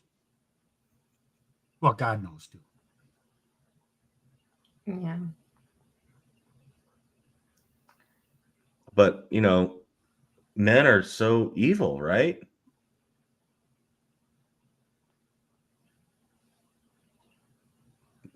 Well, supposedly, but we're the violent people, right? We're the violent sex. We're the evil man bad, right? There is this idea. Sorry, just a quick note here. There is this idea that men are physically abusive, and women initiate most of the divorces because they are being physically abused by men. But then nobody's really talking about the emotional abuse that women give to men. Well, let's just Wow, talk like about maybe. physical abuse. Yeah. No, let's stay on that. Okay, stay on that. Okay. Reality is, true statistics are, there is more female on male abuse, physical abuse, than there is male on female. Yep. And yes, a man has a greater capacity to do great damage. And yes, it happens, but it doesn't commonly happen. And what is even more common is a wife, smaller wife, will beat on her bigger husband. And she's not going to be prosecuted. No one's going to believe it. She feels she's just this little powerhouse. No sense that are you fucking nuts? If you beat on this guy and he goes, pow, you're done for. But if he does that, oh, he's in trouble. Right. Oh man. But it happens so common. There Yeah. is more female on male domestic abuse than there is the other way around. And we can show this. Okay, it's kind of, well, it's ancillary. There's not that much domestic violence in male homosexual marriages. There's huge domestic violence in female same-sex marriage. Huge. Are they beating each other? Yes, they are. Catfights. Oh my gosh. Facts don't care about your feelings. I know, right? Wow. Yeah. Well, and then, when you are only focused on the physical abuse, and this is where I'm having trouble with people who automatically believe women, because women say, oh, he physically abused me. Oh, have you bothered to ask why? Maybe she did something wrong. Maybe she was cheating on him. Maybe she wanted that open relationship and then she was bringing dudes home, Who knows? Nobody investigates it. People. Yeah, maybe she's making up the whole damn thing. Exactly. Mm-hmm. Exactly. Falsely Or exaggerating. Exaggerating. Yeah. Yeah. He pushed me. Yeah, well. Did you push him too? Well, we're not going to talk about that. Yeah, right. Well, a lot of times a man tries to leave and they physically try to prevent a man from leaving. Mm-hmm. And so the man will push you to get out the door. Yeah. So, but that's, Oh, that's abuse. Yeah. If she's, what happens if she's beating on him and he restrains or grabs her wrist to stop her from hitting him? Is he being abusive, Nick? He is not, but yeah, he'll probably end up being charged with it. Yeah. And then when people only select like physical abuse, they are doing the selection bias. Because you can't there are multiple forms of abuse and you can't ignore the other forms of abuse.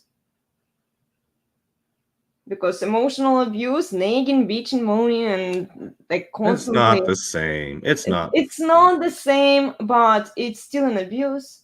See, but we did an episode where we exposed how the I concept of DV developed, and is strongly at first associated with physical. So you have to take that psychological that tie in with physical violence, and that equates abuse. So therefore, when everybody talks about abuse, they think that same evil in any kind of abuse. It's not true. Yeah, the word abuse can actually be used that way, truly, but it's coming with the whole history of psychological impact and moral revulsion in a way that's not warranted. Yeah, well, and it has different outcomes. So maybe emotional abuse is not going to damage you physically. Yeah, it's stupid papist down below. Oh, that's verbal abuse. Come on, Steve, give it back. You just keep harping on me about that all the time. I know. I try to get a reaction out of you. I don't think he's ever going to give me one. We'll see one day. He'll give me Probably not. He'll give me a real zinger one day, and I'm just like, yep. Yeah, you know what? I'm gonna have to think on that one to really come up with a good slam for you, Nick. Yeah. See, but guys can treat other guys like this, and it's. But you can actually call it verbal abuse, but it's just guys being guys. But if a man does that to a woman, or a woman does that's emotional abuse. They disregard completely how she has been nagging him. Like we talked about, why do married men want to watch porn instead of fucking their wives? Maybe their wives have something to do with it. Maybe they nagged their husbands that they're no longer interested in having sex with them. They would much rather go and watch porn. It's hard for a man to get it up once a woman's treated him like a harpy. Mm-hmm. I was just going to make that same point, Nick. Yeah, shit just doesn't work then, does it? No. Okay, let's check this one, guys. Having a severe disgust to a man exhibiting comforting qualities is a sign of a woman who is psychologically unstable in one way or another. She prefers an asshole, not a relationship. She wants the guy, so she prioritizes the guy over God and her best interests. I kind of fused the points together here to get the idea. What do you think about it? Somebody has an ick, and they're trying to deal with an ick. Oh, but it's good. You shouldn't have a disgusting response, but I have this disgusting response to this man who's only giving me comforting qualities. So how good are the beta men using language? The key in here, just using words means something. When a woman says having severe disgust, that means she's feeling it. Yeah. And to a man exhibiting comforting qualities, okay, yeah, she's kind of saying she feels that, but then she's trying to say she doesn't feel that. Mm-hmm. The sign of a woman who's psychologically unstable. Well, if I really felt this way, I'd be psychologically unstable. Mm-hmm. And then she prefers an asshole, not a relationship. Okay, this is good, bad. It's comfort or dominance, and I should choose comfort. It exhibits her false belief that she can't have the comfort from a dominant man. And her husband has become so betaized, or maybe he selected that, and now he has this desire for dominance, and her mind is all twisted. And she doesn't know whether to shit or wind her watch. Yeah, I see the confusion here too.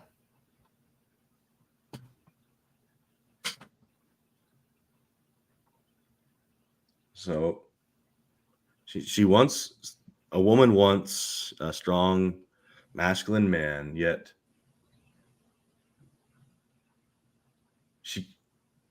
the woman's not getting it, and yet she's trying to justify or cope with having just the comfort of a man.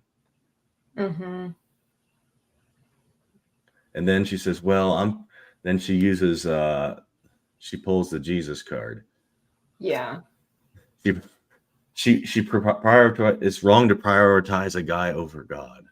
Like, no, you're not doing that. Yeah, you should be content with what you have, because that's the choice that woman made. Mm-hmm. You made that vow. You should honor your vow. You should not be a liar. You should not be an adulteress. You should be content. You should not covet something that's not yours. So you should be happy with the station you have in life. But yeah, biologically, you can't deny that reality. And it's not wrong to want a guy that is dominant and comforting. And it's not putting a guy over God for a woman to want a dominant masculine man. Well, yeah. Okay, go ahead. I'm going to say something that wouldn't have raised any eyebrows back in the 1950s. She needs a spanking and a good seeing too. I actually agree. And you know what? You might just, okay. Afterwards. And I'm not. I don't agree with spanking. Yeah. Okay, it's the playful kind. Okay, you know what I mean. Go. Not disciplinary. I just want to make sure we have that clear. Yeah. Okay. Yeah. I mean, yeah.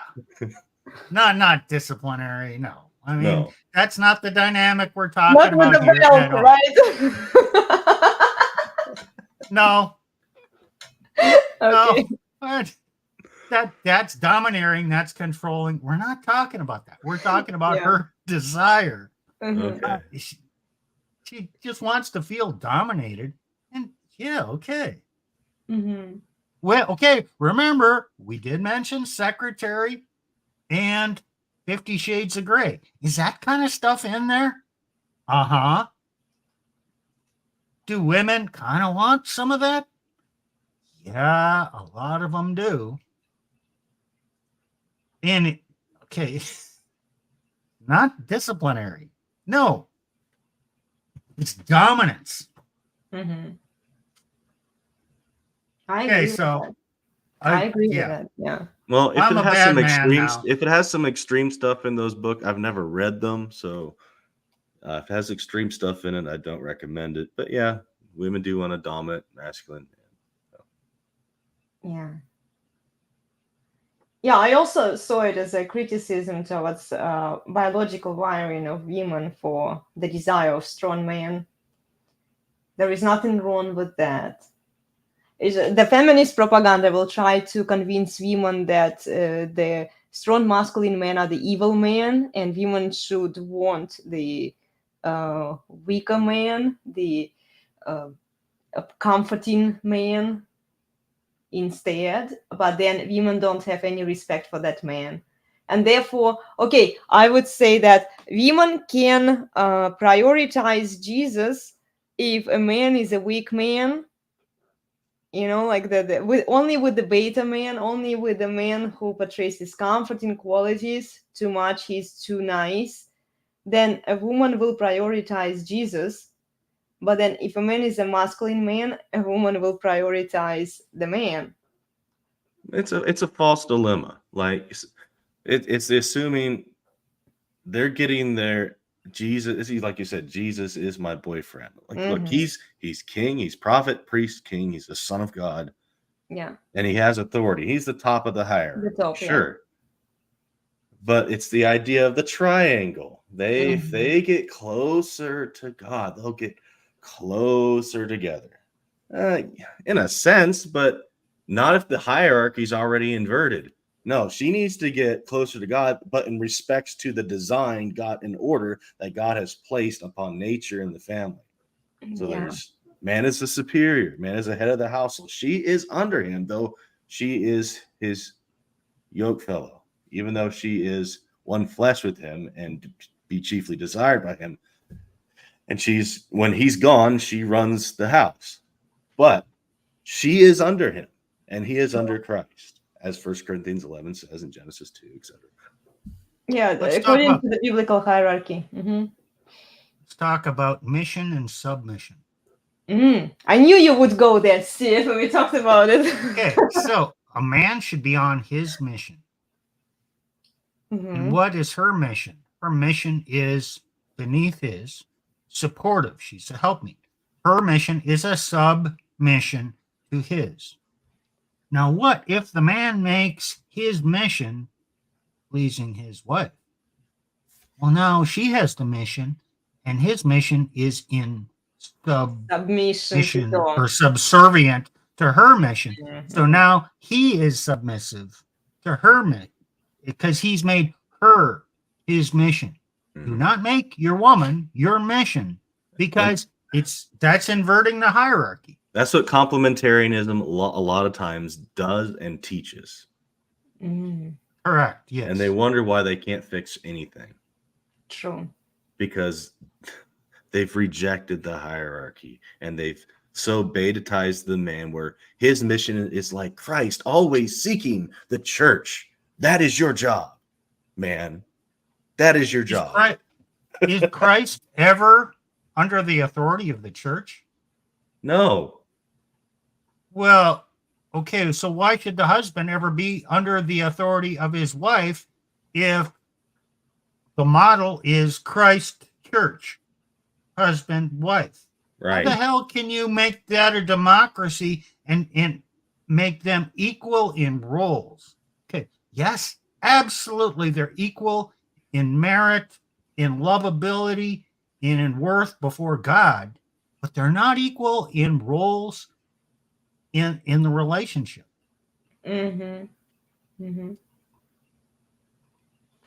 True. So back to this whole thing. The desire for dominance is a desire that women have, that she's unsettled unless she's in the proper hierarchy.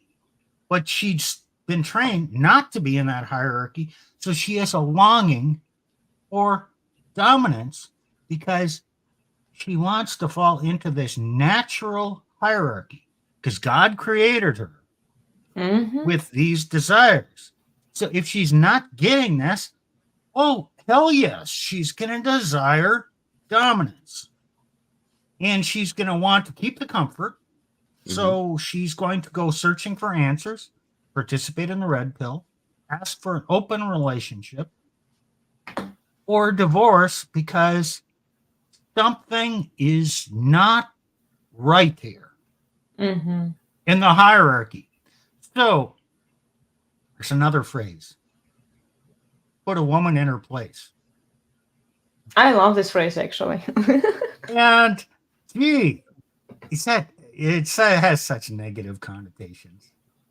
Well, it If you depends put a on how woman, you look at it. really, Yeah. think about I it. don't Just care. on the words. If you put a woman in her place, then she's where she belongs.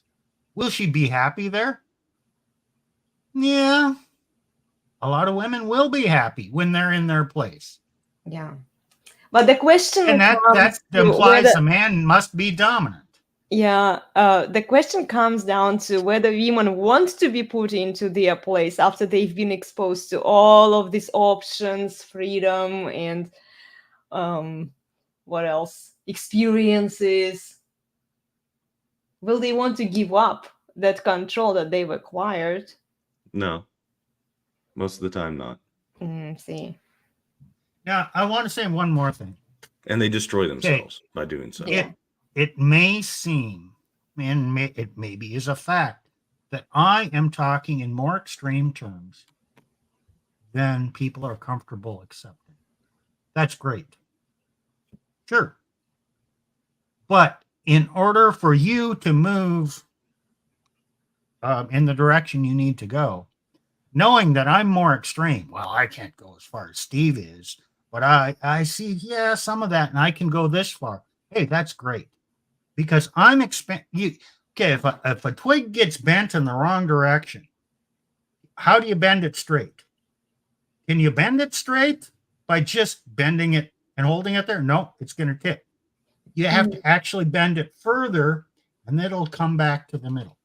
Yeah. So people with more descriptive, call them extreme views, that kind of cause you to lean that way, and then you'll come back to straight. Yeah, I don't just discard something because, oh, that's too far. I'm not going to go that far. Well, maybe I'm advocating this for that reason, to push you further than you want to go, so you'll come back to the middle. Yeah, it's the correction method. You know, when it's way too far one side, in order to balance it, you have to go to completely the opposite side, and then it will straighten in the middle. I agree with that. It makes sense. Yeah. Well, let's Well, move on, guys. We have on. okay. Go ahead. Just asking you a question. We're only about halfway through this article. Yes. Okay, and look how long we've been going. Damn near 2 hours. Do you want to keep going? Or do you want to just save the rest of this for next week? Well, I'm asking the question. It's your decision. I would love to finish it today, so next time we can talk about something else. Because then we will have to go back to it and revisit some of the points, So yeah, let's just finish it. We will try to keep it like maybe more concise. But I really enjoy the discussion. So if you have any ideas, okay. I want to point something out. For the record, I'm not controlling Elena. See, here's evidence, and we were accused of that in the past. Oh, Really? what? You're controlling me? Seriously? Well, that I was directing what happened and stepping in and doing this and that. And No. I actually don't mind you guys taking charge and leadership in this in this video, but I would love to go to the end with this topic, okay, so that we can maybe elaborate a new conversation next time based on the points that were brought up today. So, okay. Yeah, red pill women are ill-informed about a man they want because all men fall short of archetypes and ideals. She's a bad negotiator and doesn't see the value in beta qualities. I feel a lot of criticism towards women who don't necessarily like the beta qualities. Basically, criticism against female biology.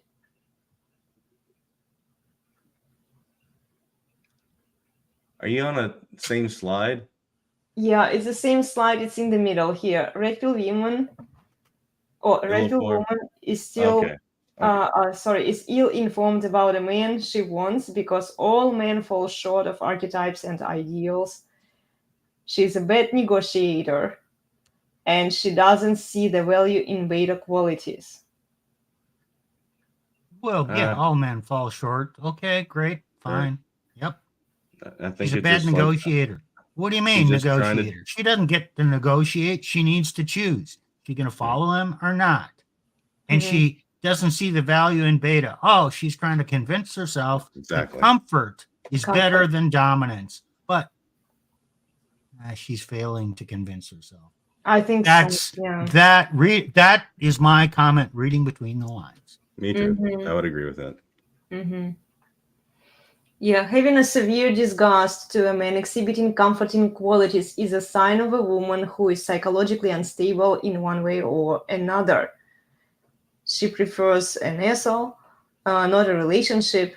She wants the guy. Oh, we've talked about it, right, guys? Yeah, we did already. Yeah, sorry. Okay. A man with options does not want to be the center of your universe because that comes with maintenance.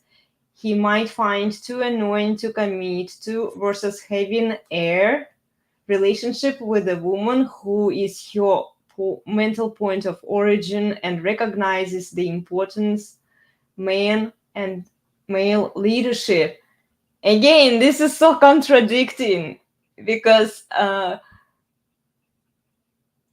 want a male leadership, but I'm going to do what I want. Right.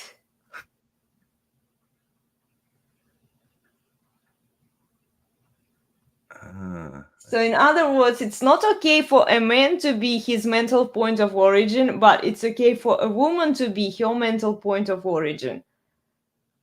She wants a man to lead her, but only lead her where she wants to go. Right. Oh, I see. Makes sense.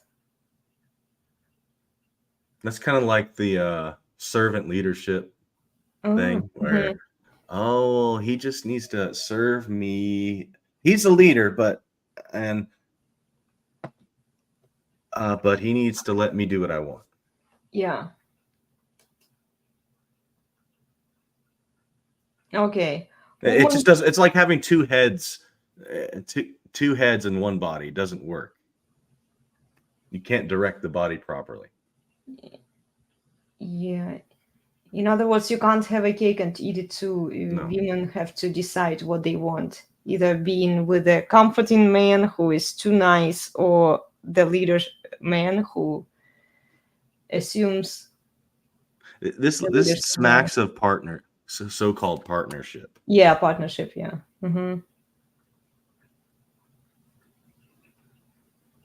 Oh, okay. So, woman who is obsessed with a man to the point of replacing God with him is wildly clingy and unattractive. Oh my God, she's talking about me here. I'm clingy and unattractive. Well, this is a false thing. If a man is ahead of a woman and has dominance, she's assuming that alpha bad, he's competing with God. Yeah. Again, it's a rebellion against the hierarchy. And it's actually the other way. The other one's actually replacing God with feminism. Yeah. So it's just wrong. And it's actually this is a mischaracterization. Mischaracterization. This doesn't actually happen. But actually, this is what men do with women. The pedestalization. Oh, I see. So let's reverse it. A man who is obsessed with a woman to the point of replacing God with her is wildly clingy and unattractive. That is true. So basically, she talks about women, but This just replace woman with man, and man with woman, and that is pedestalization. Yeah, I get it. But she doesn't view women as women because she expects women to behave like men. Yes. I see. Okay. And it's the whole rebellion against the hierarchy. So it's like, oh, no. You can't have a man that you serve. That you're worshiping an idol. That's pedestalization. I'm like, no. And no, she uses the word obsessed. It's usually not obsession.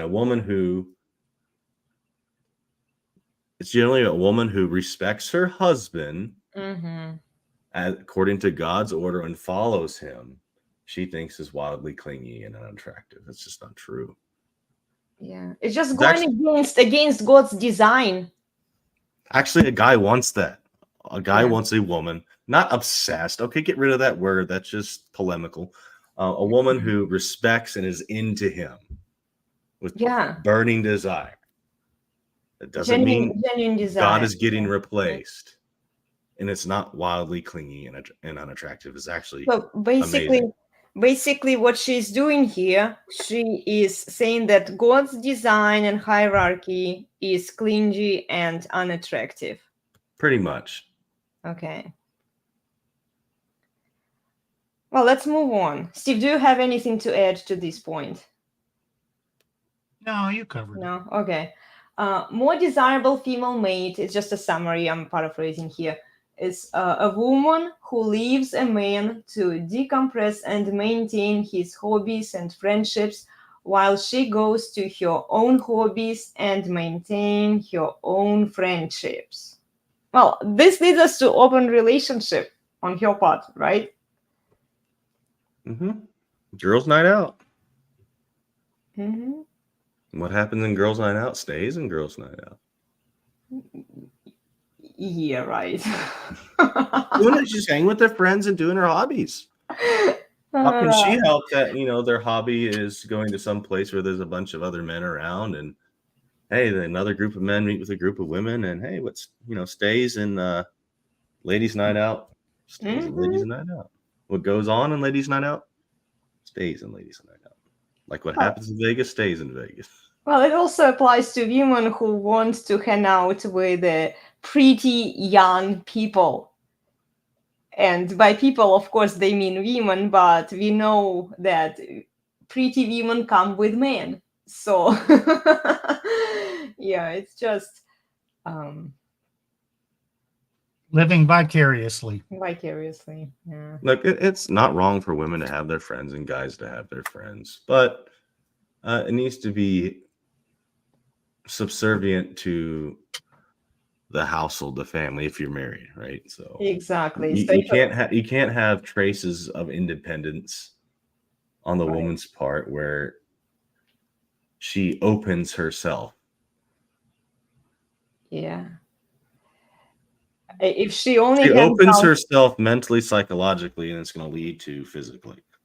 Oh, true. I agree with that. And also, if she only hangs out with single women who are prettier than her or just pretty in general, she's likely to meet a lot of men out there as well. Because every time married women surround themselves with single women, doesn't end well for the married women or for the marriage that they are in.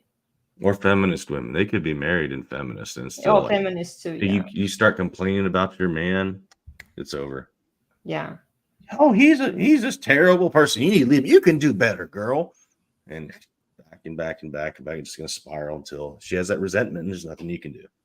So yeah, open relationships. Yeah, it'll lead to could potentially lead to her having an open relationship. Mm-hmm. And with an open, yep. Yeah, and then dependable, invalid women are liability, when strong, independent women are desirable. This is so feminist. Yeah. Feminist trope. Mm-hmm. How many men want a strong, independent woman? Ugh. I hear that. Or it's like saying, I'm a boss beep. I'm like, okay, I'm out of here. Revulsion level up. I do not want to engage. Get me out of here. Men are not looking for a boss. No. Yeah. Men can do their own thing. Don't need a leader. I'm not going out looking for someone to lead me, save me. Nope, sorry. You're strong, independent. Fine. Be strong and independent. Elsewhere. Yeah. More power to you. I'm gone. Guario wrote a comment here. Yeah. Yeah. I mean, I can put myself in men's shoes, and I don't want to deal with feminist women. Even as a woman, I don't want to deal with them. I don't see any attraction in them. Well, if they're independent, that basically means that they don't need a man. They don't need you, and they're gonna the door is always open. So you actually are always dealing with an open relationship. Yeah. Except when she acts on that, she could be gone, or she could demand the man stay while the man gets cut. There is no such thing. He's going to pretend to be strong and independent. And if you're counting on her to actually be that, you're going to find out that you're committed to her. She's really not that independent. She wants my money. She wants my protection. She wants control over me. She's really insecure. Fuck. She can't even manage her own life. No fucking way is she independent and strong. No, she's a paper tiger. Paper tiger. Probably works. Write this down. She might be an HR hire. Yeah, right. A lot of the boss beebs are HR women, so managers. On the paper, yeah. She got her status. Worthless jobs, worthless degrees, waste of time, makes your environment a living hell. Yeah. Okay. Well, look here. Men want a woman who is an asset and knows the dance of polarity. Dance of polarity. What does it refer to? Run through harlots, or like? I'm not quite sure what that term implies. Male, female. I don't know. The dance of being different. It implies partnership. Sometimes she gets to be in control. Sometimes he does, and it's a dance of two equals. No, he doesn't fucking. Nah, I don't have time for that. Ain't nobody got time. Yeah. Okay, so here she says, too much beta qualities when not on schedule and on my demand are not okay. Well, it's not what she says directly, but this is the context that I got from that article. She wants to control how he Yeah. treats her. Mhm. So if she wants comfort, he should be giving her comfort. If he wants dominance, he should give her that. But she won't respect that from this man. And therefore, if he does something too much, well, yeah, I don't like that. It's not on my schedule. Right. Open It's relationship controlling. time. Open relationship time. Too much beta qualities, not conforming to me. I'm gonna find a real man. Mm-hmm. Yeah. Yeah. And it also shows a bit of contempt. A bit, you think? No. Yeah. Well, the next point here, when people are complacent, and I found the definition of complacent, it means not critical of one's or others' achievements. Relationships tend to die because both become lumps on logs, inactive, with no further goals and ambitions. I think the way she's using complacent is not how you defined it. I think complacent here is just like not caring, just kind of coasting. Okay. Not still working on themselves. So, yeah. Settling for the status quo. Right. Just being okay. Like some guys, they get married and, okay, I did the thing. I finally arrived. I'm just going to coast. Most guys. Yeah. Yeah. That's me. The mission becomes breathe until you die. So it's basically boring life without excitement. She can't get that dominant good scene to from her husband. It's boring until she dies. She's just breathing. Oh man, this is depressing. I got this highlight reel. I'm never gonna experience that again. Well, I also see the drive. Overstimulated brains. It's part of the problem is overstimulated brains. And you'll never be able to. A man can be on top of his game even and still be considered not adding up because she's had all this variety of experiences. Right. Modern women had all these variety of experiences in their past, and they expect to find all that in one man. It's not possible. Yeah, that's why she wants that open relationship, so she can keep Mr. Beta comfort over here and go out. Yeah, if she gets an open relationship, then she doesn't even have to beat and criticize her current husband for not being masculine enough. Yeah, but it'll destroy her whole life. It will. It just never, ever works. You can't do that.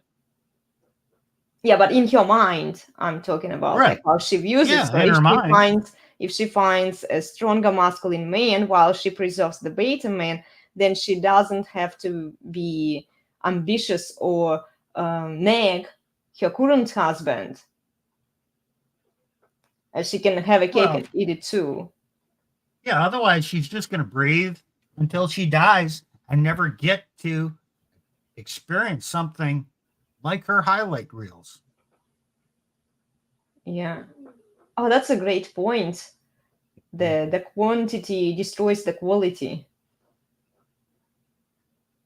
And an expectation of a certain quality because of the quantity can also unrealistic expectations, and you will never be able to meet their needs, what they think are their needs, because it's been imprinted. It's been imprinted, and then women tend to shift the ground away from men the moment they see that men are doing something that women want, and then women want more, and then it's been shifted every single time. So it's impossible to satisfy her. So they're going to want an open relationship. It openly stated, or or in practice. Yeah. Yeah. And then, well, of course, the ideal here, being a pregnant beach ball and him bringing you water more frequently, opening doors for you and helping you up when you struggle to do yourself. Those comforting qualities are ideal. And we're almost done. So men have to work. Oh, They have to fulfill their other duties besides, sorry, I did right.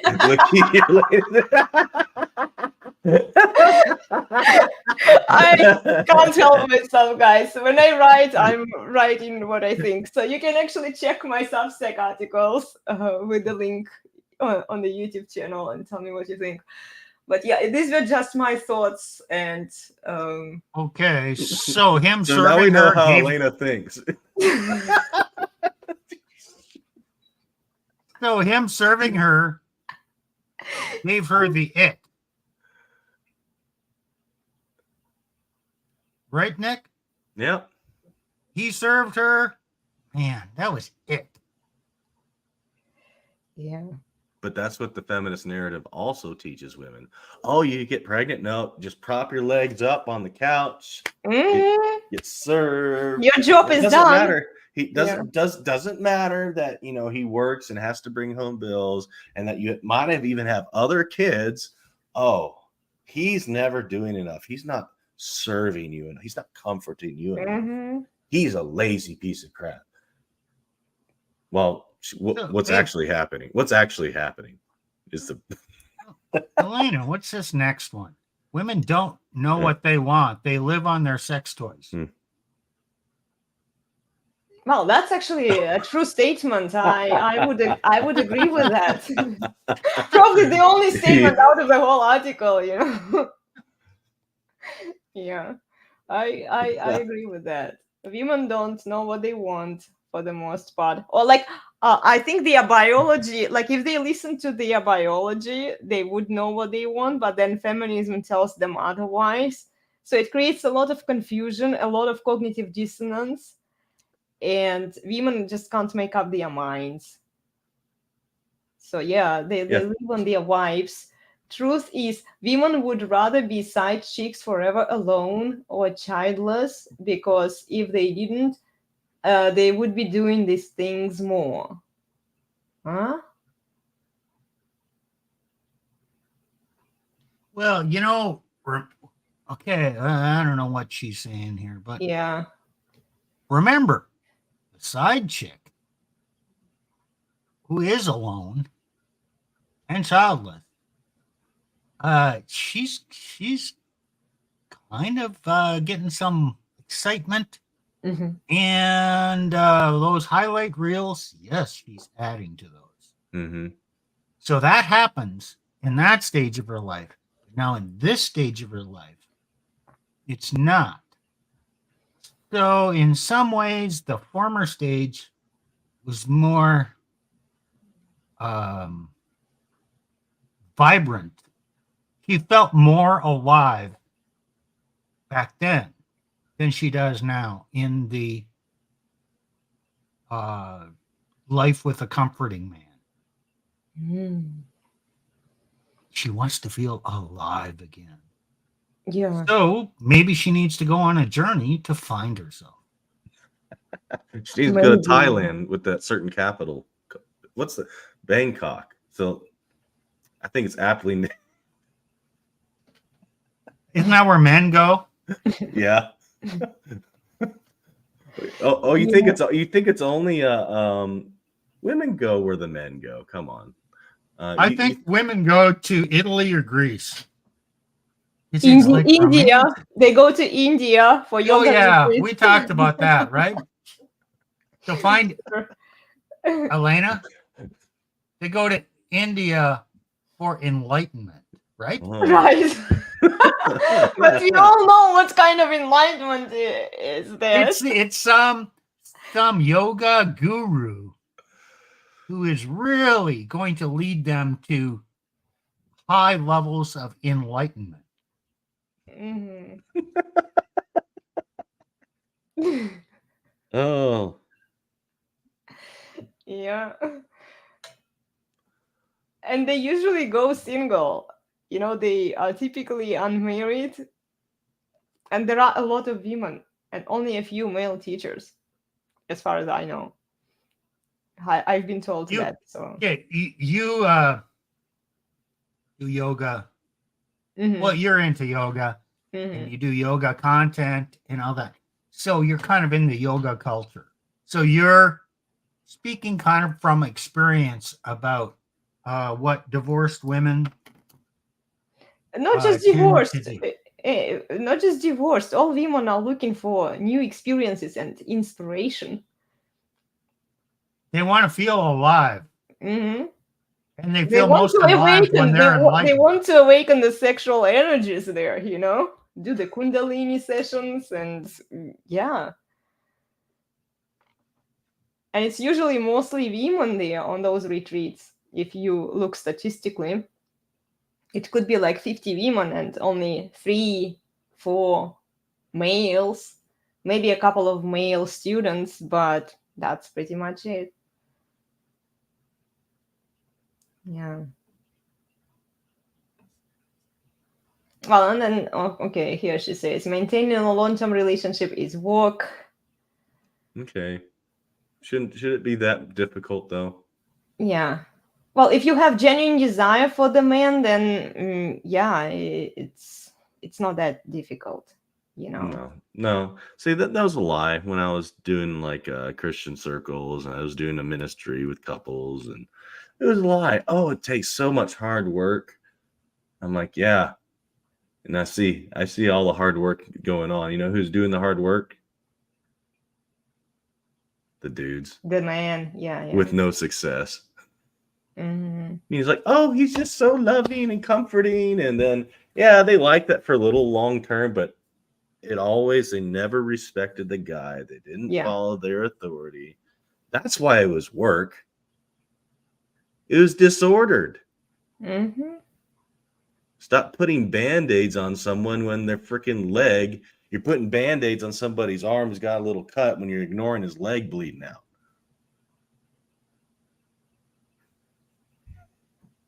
It doesn't work. Yeah. So maintaining a long-term relationship is work. Okay. Yeah. And that's why an open relationship has already happened or is going to happen. I agree. It's coming either way. Majority of red pill women are overweight. They don't want to realize that men are visual and beauty is the top priority for men.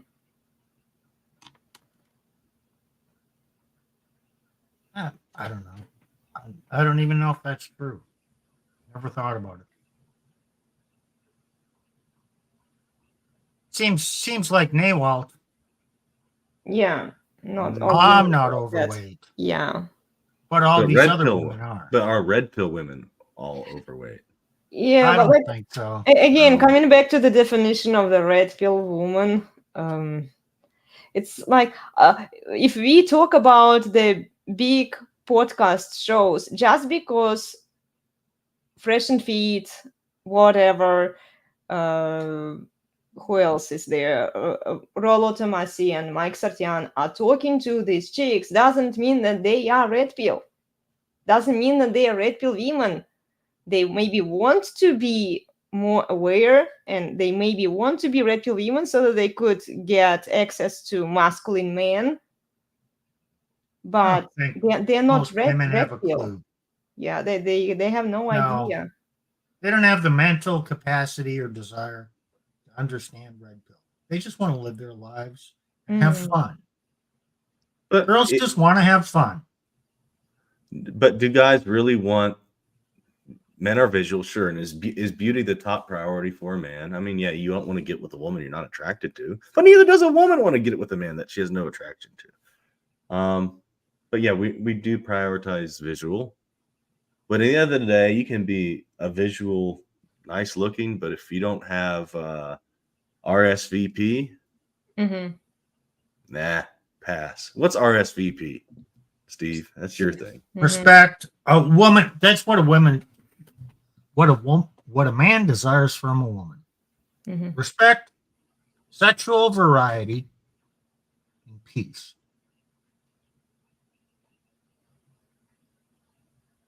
It shouldn't be that difficult. So, you know what? Look up to him. Give him respect. Kind of be a freak in the sheets. Don't nag him. That's all you got to do. Gee, is that so hard? Apparently And so. freaking the sheets, just clarification here, just for him. Right. That's important. Right? Yeah. Yes. And then the final one is a capacity for violence is not the same thing as being willing to inflict violence when necessary. I brought it up to my husband. He completely disagreed with that. Because in order to inflict violence when necessary, you have to have the capacity for violence. I think that was what Plutarch said. Yeah. That's you have exactly to use it appropriately. Mm-hmm. But you know what? It's not according to when she wants you to use it. Because it is under your control and authority as the dominant man who has that capacity, has it under control, but it's a tool that can be used when you decide it needs to be used, not when she decides she wants you to use it for her purposes. Right. Yeah. Well, guys, we are done here. Can I point something out? Yeah, what this sure. whole thing has been about? Every bit of this is about this struggle about what women want and what men are, and dominance, and her wanting something more, but he should be dominant, but no, she should really be in control. Gee, remember way back in Genesis, chapter 3, verse 16. What God said to the woman after the fall: I will greatly multiply your pain in childbearing. In pain you shall bring forth children. Yet your desire shall be for your husband, and he shall rule over you. Mm-hmm. Well, that only makes sense. Your desire shall be for your husband. It's really a desire for her to be in charge of her husband. But he will rule over you. Remember, she was created to be a helpmeet. Yeah. To be in the hierarchy. So her nature says, this is my place, but she desires to make her place here. But then he has to assert his control authority over her. It's okay. Call this the dance.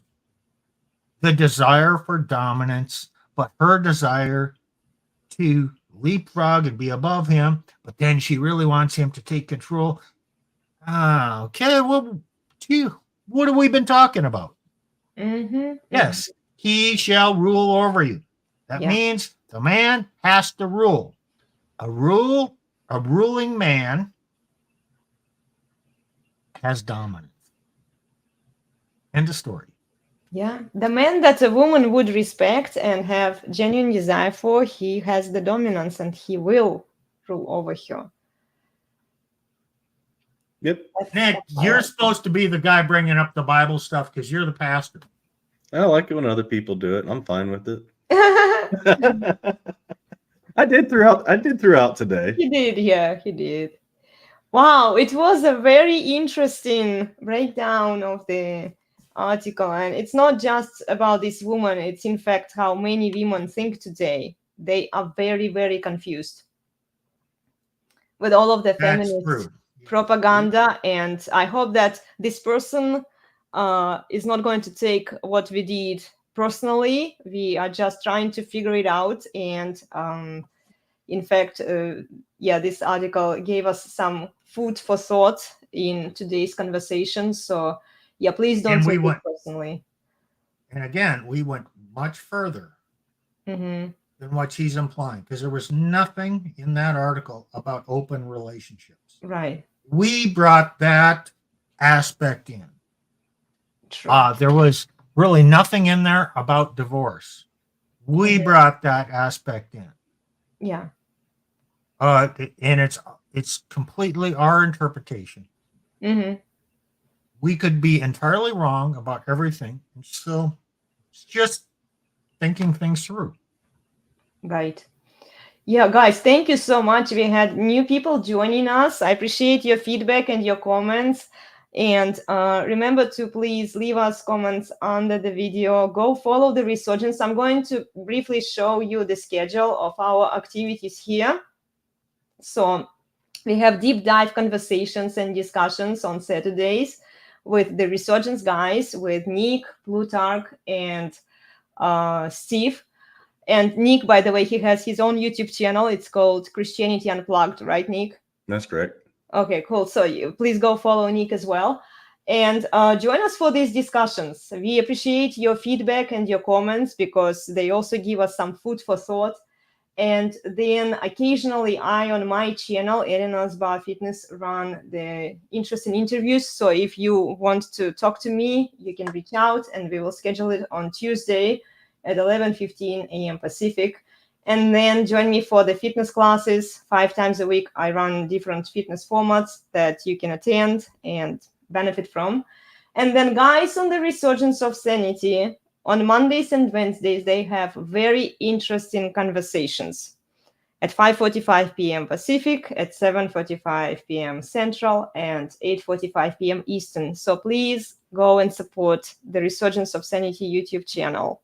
Isn't your husband putting something on Monday? Isn't he leading our discussion? I think so. Yeah, because he was sick last week. Yeah. We got a cold, and I'm still struggling with my voice. It's getting better, but it's going to be an interesting one.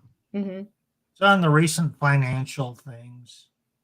It's going to be, financial explanations, demographics. Not red pill related at all. Yeah, it's more like but digital. then I'm going to do Wednesday.